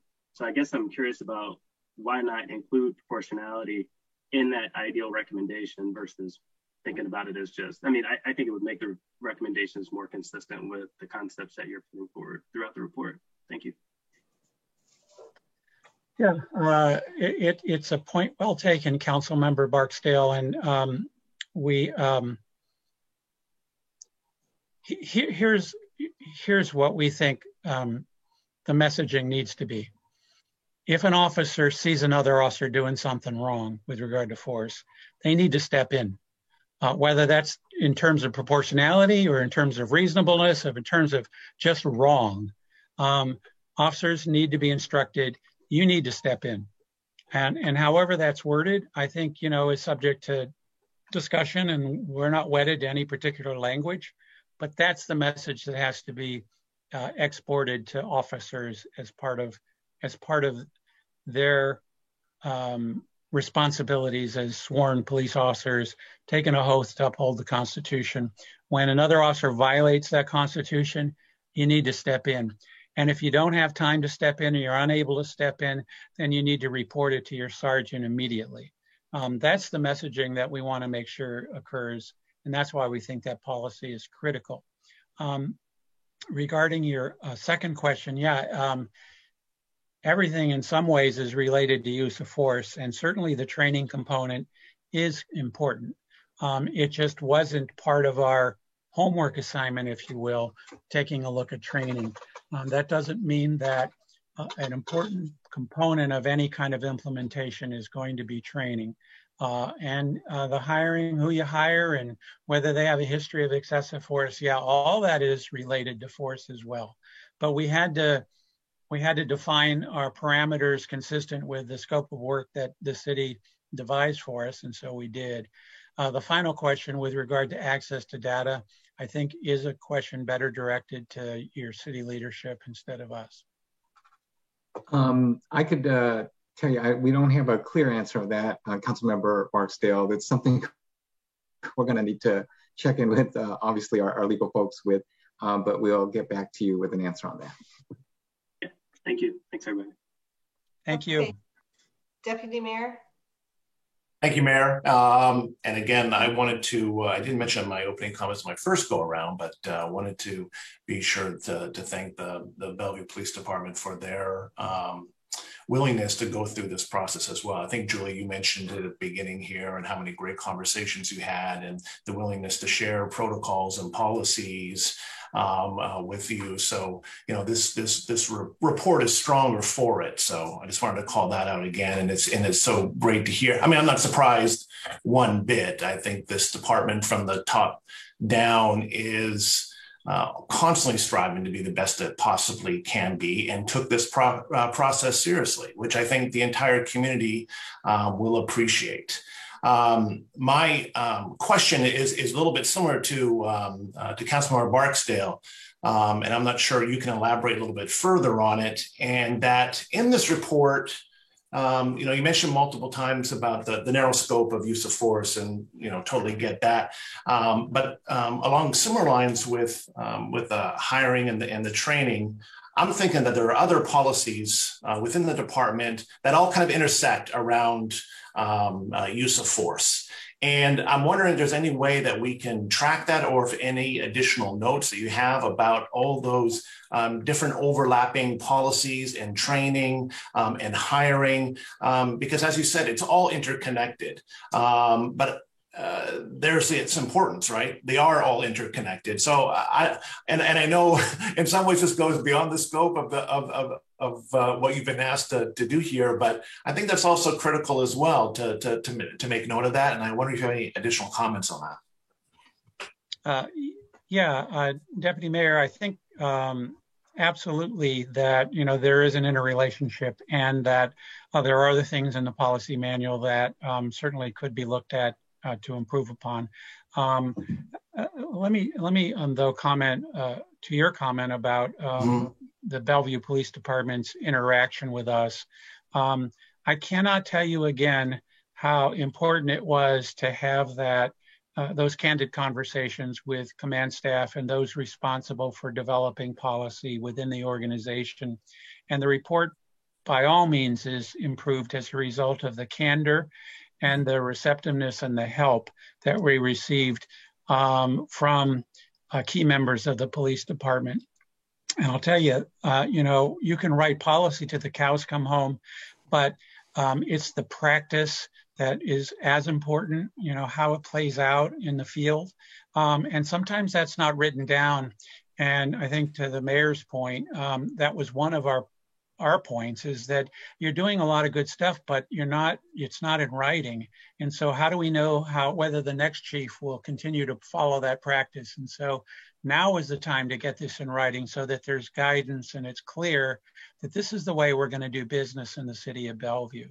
And I think that's part of why we came up with our recommendations, to ensure that there is that framework and rubric, and it is in writing, so that, you know, when everyone else in this conversation has moved on, those policies will and practices will continue to live on. Very good. Thank you. Great. Councilmember Zahn? Yes, thank you. I really appreciate my colleagues and the comments they've made so far. I think that we are in a very good place in Bellevue in terms of the caliber of our police department and leadership. To Councilmember Barksdale's point about training, I did also have a question because I noticed that in recommendation 45, we actually talk about updating the Firearm Review Board policy. And we specifically, your recommendation talks about, as well as issues of policy training, tactics, supervision, planning, and coordination. But I didn't necessarily see that in some of your other recommendations. And so was there a reason why this particular recommendation included training and the other ones did not? That's one of my questions. And then the other one is, when I think about the number of participants, that's amazing, 1,400 contacts. And I was also on 2 of the public big meetings and able to listen for the hour and a half to all of the comments. I didn't necessarily hear anyone that sounded like they needed an interpreter where language access was a concern. So I'm hoping you could help explain whether there were any of the outreach to folks where language access and translation might have been needed to gauge just how broad the outreach might be to our community members where English may not be their first language and whether they participated in this effort. Thanks. Thank you, Councilmember Zahn. I might ask Mr. McCommon to talk about the translation that we did have available, I think, for some of the sessions. But to your point about training being incorporated into the recommendation that you cited, what we are seeing in that recommendation is more having to do with the review of force. So our point in that recommendation is that sometimes when force is used, a police department will only evaluate the force to see whether it lines up with whether or not the force is consistent with the policy of the department. And that's it. That's the beginning and the end of the inquiry. And our recommendation is intended to suggest that the inquiry should be broader than that. That should include not only whether or not the force itself was in policy or out of policy, but whether or not there was another way to address the situation that could have minimized or made less likely the need to go to force. Was the officer in a position where perhaps she would have talked to the individual in a different way or used other strategies to slow the thing down in order to prevent the need to use force? And that more holistic review should encompass training as sort of an output. So if an officer clearly violates policy on use of force, usually that results in a disciplinary response. But sometimes if an officer uses force that's technically okay or within policy, that doesn't mean that the officer could be trained in a way with regard to de-escalation or tactics or other ways, other remediation, so that the officer has a better perspective and skill set through that training to use different skills the next time the officer is confronted with a conflict. Okay, thank you.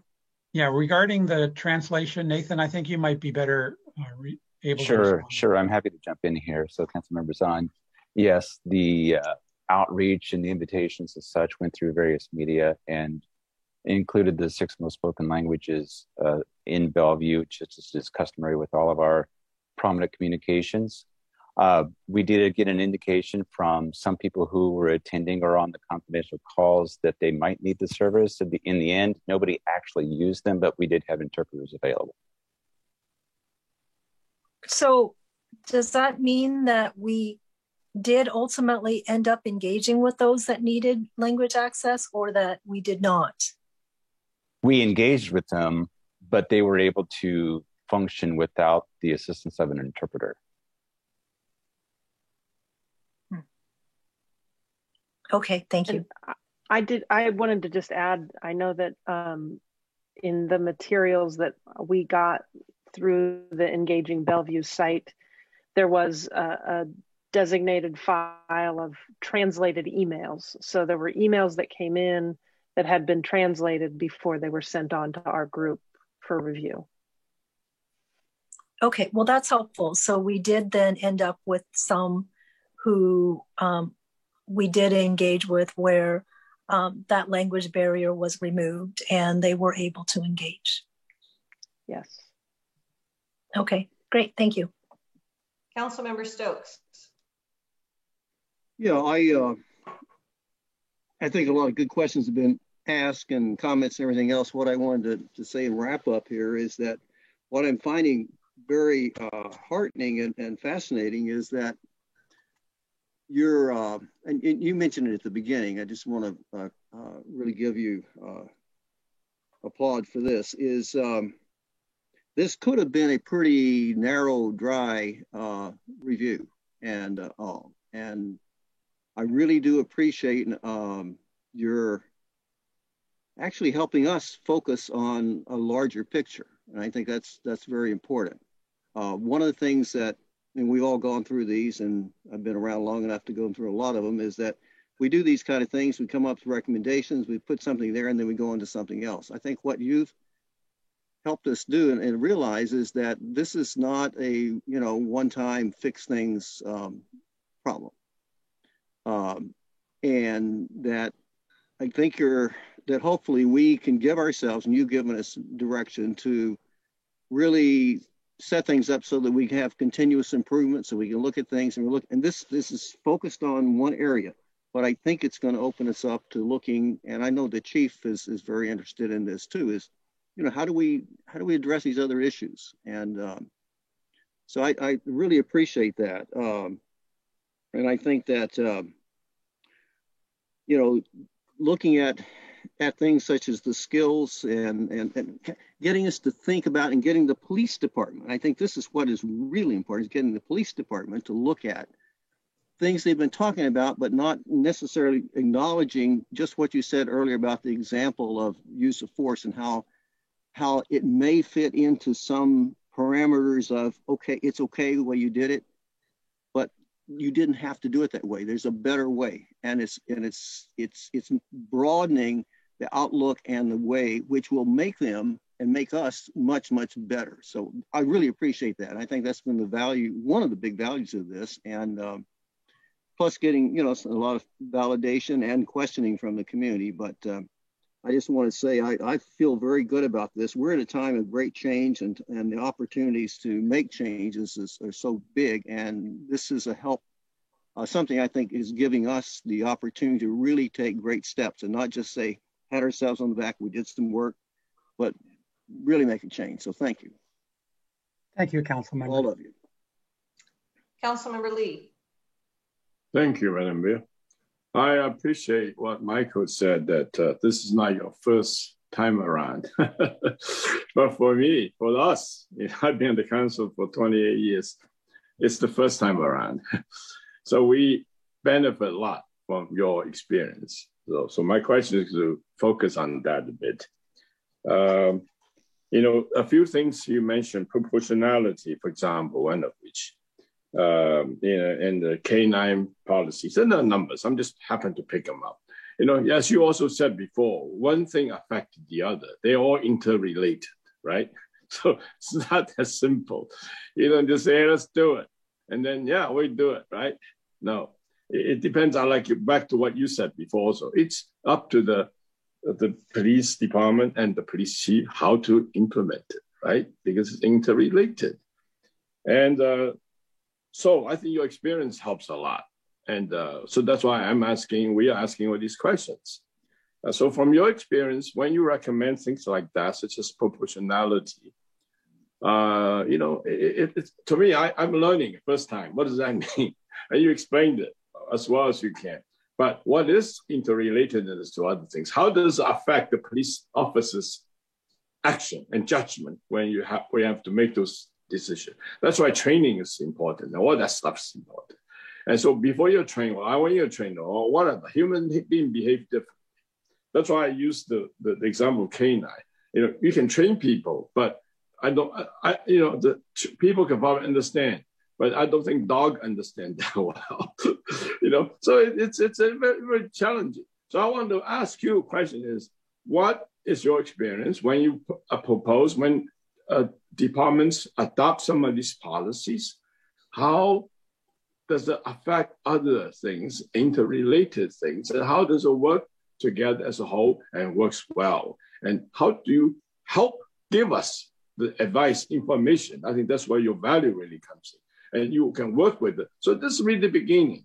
The process will be work with our police chief or police department. How do you do it in such a way we are actually getting the benefit we are looking at, we want, not just a theoretical passage. You got to do this. Hey, good luck.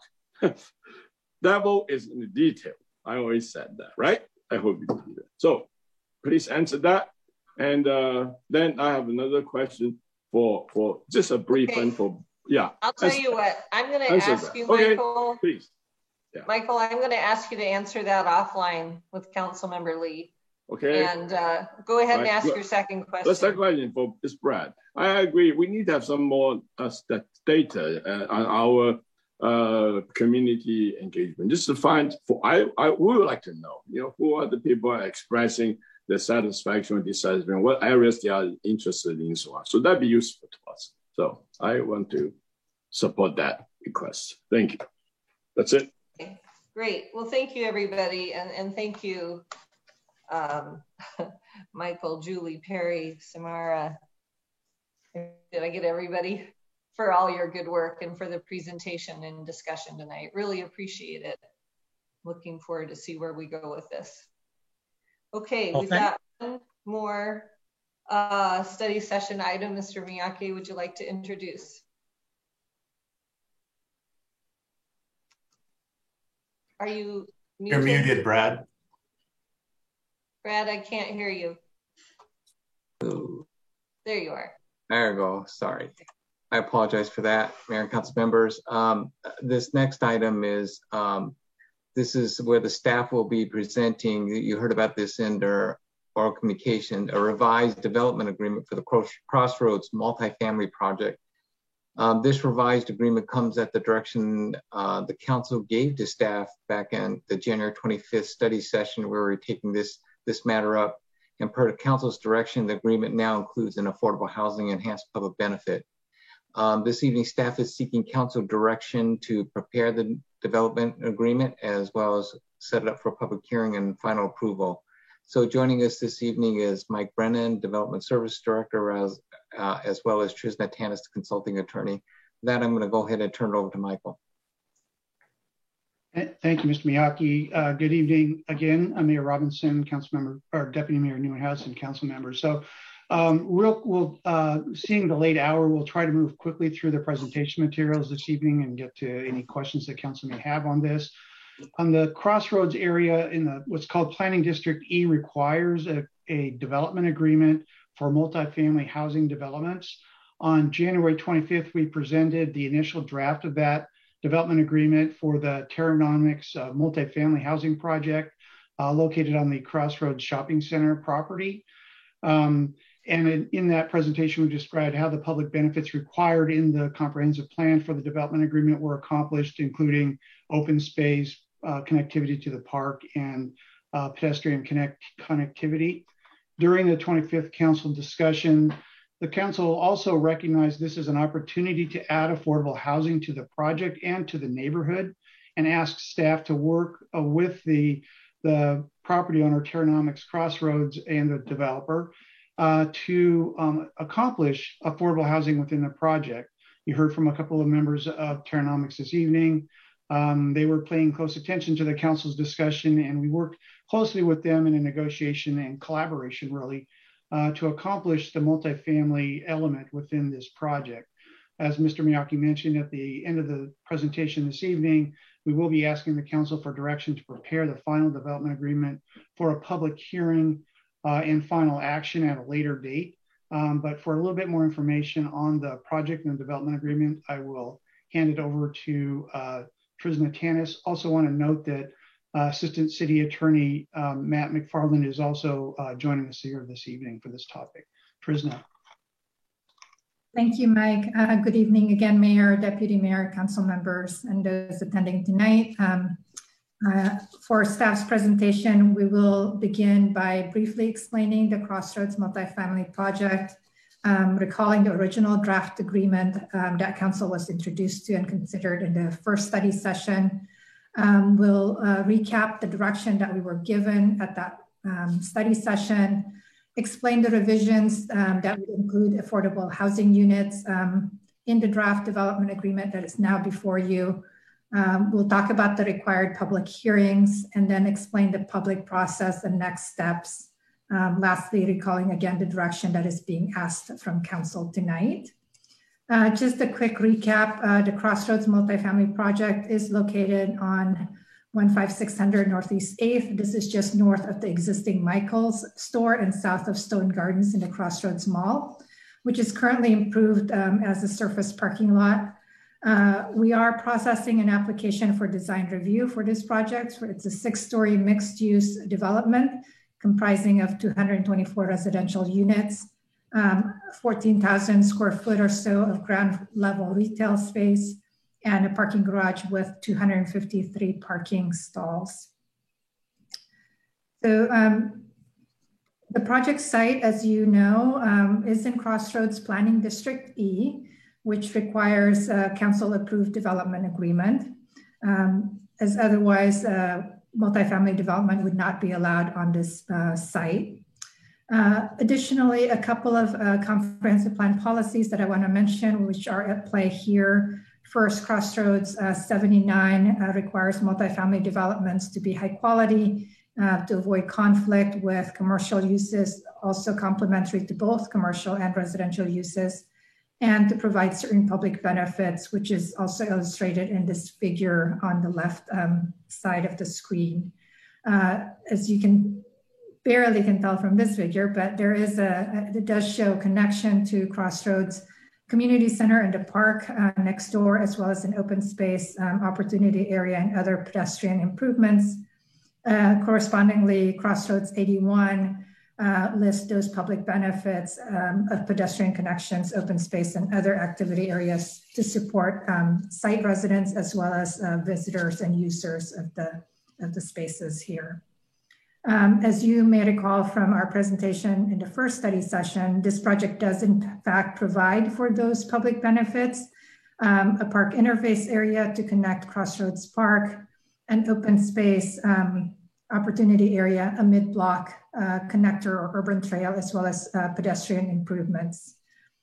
All these public benefits remain in the revised development agreement. They're unchanged from what you had seen before. So in the last study session, I want to also mention that Council did ask about whether there's enough parking for the project. So we wanted to provide an explanation about parking to respond to that question. Yes, there is adequate parking. There will be 151 dedicated space for residents. There are additional 102 spaces that are shared between the residents and retail users, and then 22 retail surface parking spaces. The applicant did submit a parking analysis to support their proposed parking. And as I noted earlier, this project is under review. And so the city staff will review and ensure there is enough parking for the project, as well as the remaining uses in Crossroads Mall. With that, I'm going to turn it over to Matt McFarland to go through in a little bit more detail the development agreement. Matt? Thank you, Trisna, and Mayor Robinson, Deputy Mayor Neuenhaus, and council members. If you may recall from the previous study session that the land use code requires a development agreement for this very specific area of the Crossroads sub-area. This is Planning District E, and it's a unique and specific area in Crossroads. And the easiest way to think about this is that multifamily housing could not be built in this planning district sub-area, this Planning District E, but for a development agreement. And just so the council understands, a development agreement is a mechanism that the city uses through both its police power and also through its contracting authority. Next slide. So as Mike and Trisna both mentioned, at the January 25th study session, council looked at the public benefits that are required by the comprehensive plan. These are public benefits that are memorialized in the land use code for the Crossroads Subarea Planning District guidelines for this District E that I just mentioned. Those include the open space, the park interface, the mid-block connector, and the pedestrian improvements. And I do want to point out with council that this revised development agreement hasn't changed any of those public benefits. Those public benefits still remain attached to the project.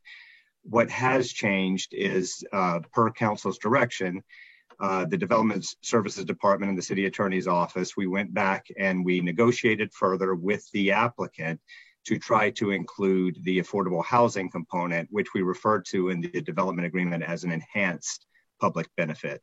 So we have two layers of public benefits here. We have the public benefits that are required by the comp plan and memorialized in the land use code. And then we also have the affordable housing enhanced public benefit that we negotiated per council's direction. Next slide. Now, as I mentioned, the development agreement authority that the city has is partially based in the contracting authority that the city has. And I think everyone knows that it takes two parties to contract. And as you heard Mr. Cole and also Ms. Clausen say during the oral communications, we did work very hard with the applicant, and the applicant was very cooperative. It was not an oppositional negotiation at all, but we tried to collaborate to reach the goal that council had set for us. And after a month and a half of negotiations and revisions, the applicant has agreed to include the affordable housing units as the enhanced public benefit. The affordable housing units would include 20% of the units at 80% AMI within the project, with an additional component of 45% AMI for any units that are small units or studio units.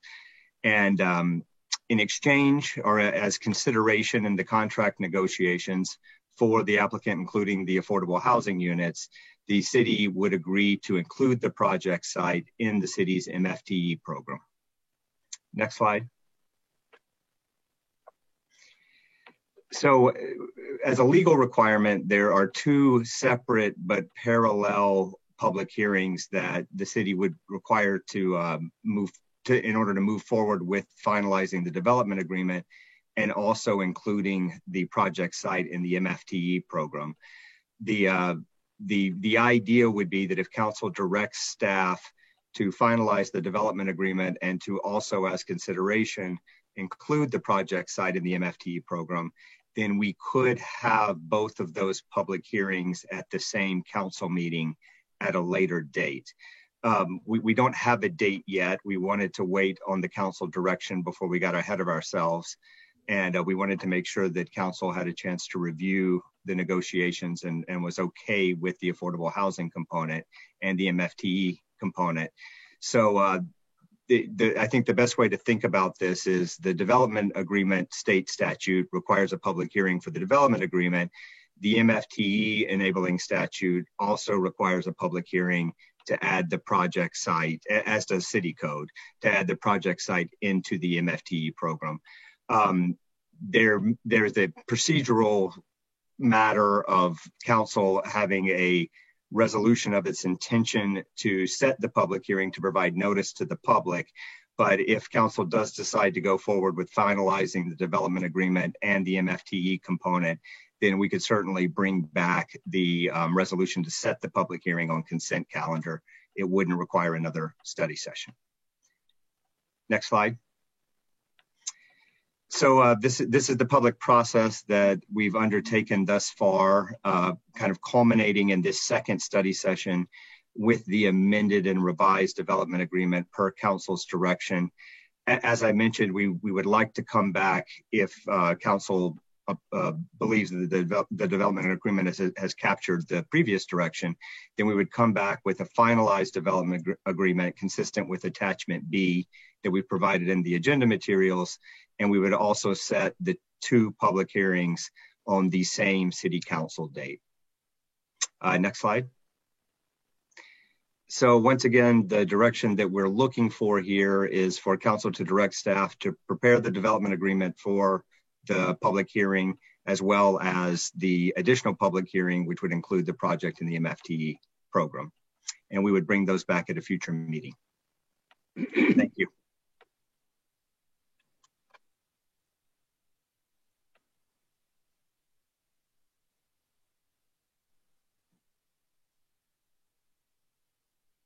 Mayor, you were muted. We didn't hear you. I thought you were muted. I'm sorry, that completes our presentation. So we are available for any questions that the council may have. I'm sorry. Okay. No, that's great. Okay, well, I'm going to go first here. You got to make the motion? No, not yet. We're going to discuss it first. Thank you. So I'm just going to say that I just can't say enough good about this whole process that you've gone through. You've really followed the council direction. I'm so pleased that the developer is agreeable to work with the city and make this the community asset with the full potential that it has on that site. I'm just so excited. Happy to work with them and happy to support this public hearing and moving this forward quickly at the next opportunity that we have. But I'm just very pleased to see the community asset with the pathways, the connection to the park. They're going to be right by Dick's Drive-In or Dick's whatever walk up. It's a great location, and to have that affordable housing there as well is an amazing asset. So I'm really pleased, and I want to thank staff for working with the developers as well. I'm going to go to the gallery view here so I can see everybody. So if you have a comment or question, go ahead and raise your hand, but you don't have to make a comment or ask a question. Councilmember Don, go ahead. Yeah, I too am excited about this project, and I thank Mr. Cole and Ms. Clausen for making their remarks about supporting this. So I did have a question about the less than 300 square feet at the 45% AMI. Do we have a sense for how many of those units there might be in this development? So I saw initially there were 224 units, but were there enough details to ascertain how many of those might be in the 300 square feet kind of micro unit? I can field that question. Council members, currently the project that is proposed does not have any units of that size. So there's no smaller units in the current project. One thing I do want to point out is we took that term from the city's MFTE code, which has that lower and deeper level of affordability for the smaller units. And this development agreement does run with the land. It is, even though it is to facilitate the construction of this specific project, it would run with the land and stay attached to the property for the life of the development agreement. So we don't anticipate that this specific project will have those small units, but we left the term in the agreement through the negotiations, and it's not, it does have value because it is actually there and would run with the land. Okay, so then based on the 20%, we're saying that there would be 44 units, the 20%. And are there some 2-3 bedroom units that would be part of this 20%? Or are they, I know in the past when we've talked about percentages, we've also asked about the size of the units that go into the affordable housing versus the market rate. So as far as the and Sal, you may have to weigh in here as far as the mix of units. We are still in the entitlement process, the design review for the project. So we haven't got all the way through the permitting process. So I think some of that will still need to be worked out in the permit review when we finally get through this step and can move on to the entitlement and then ultimately the building permit process. So I don't know that we can answer that question this evening since we're not quite to that place in project approval. Okay, well, my hope is that as you walk through the process, and if they're listening, that to the degree that we can have some of the 2-bedroom units, it would certainly be helpful because as the mayor said, you know, this is such an area for children. It's right next to the Bellevue Youth Theater and the community center and our amazing park. So hopefully we are able to get some of the larger units that would accommodate families. So I'm very supportive of this, and also both the development agreement and the MFTE, so that we don't have to have multiple public hearings. If we could do that in one and come back and consent, that would certainly move things along much more rapidly. Thank you. Is there anybody else who would like to make a comment or a question? Councilmember Lee. Just to follow up what Councilmember Zhang was asking, for Mike, does the city has the right to decide or ask the developer whether they should have a 2-bedroom unit? 1-bedroom was up to them. You say it has not been finalized, but how do we get to the decision? Is it soon to be negotiated, or we actually can say, hey, this is what you need to have? That, as far as the way the MFTE program is administered with regard to the mix of units, I'm not going to speak as an expert on that, but we would work with the developer, and generally the intent is to try to create a mix of units that are considered in the affordable housing category. Really dependent upon what is the overall mix of the project, because they're shooting for a certain market type here. And I think, as Councilmember Zahn mentioned, you know, this is a location that certainly could support family residents, et cetera, in this building, in this project. But at this point, as far as the specific assignment of unit types, we may have to follow up on that if you want some additional detail. So your answer is to be negotiated. Yes, at this point, I would say that is still yet to be determined. Yeah, we don't have the right to decide. Okay, thank you. Mayor? Yes. Councilmember Stokes, go ahead. I move to extend the meeting to 10:15. Okay, is there a second? I think maybe there's a motion to direct staff to prepare the development agreement. Okay, that's fine. I mean, I was going to talk for about 10 minutes, so that's all right. I'll not do that. Just kidding. Make a motion. Go ahead, Deputy Mayor. I move to direct staff to prepare the development agreement for a public hearing and final action at a future meeting. Second. All those in favor say aye. Aye. Aye. Any opposed? Okay, thank you. That is it. Our meeting is adjourned. Appreciate it. We'll see you next week, everybody.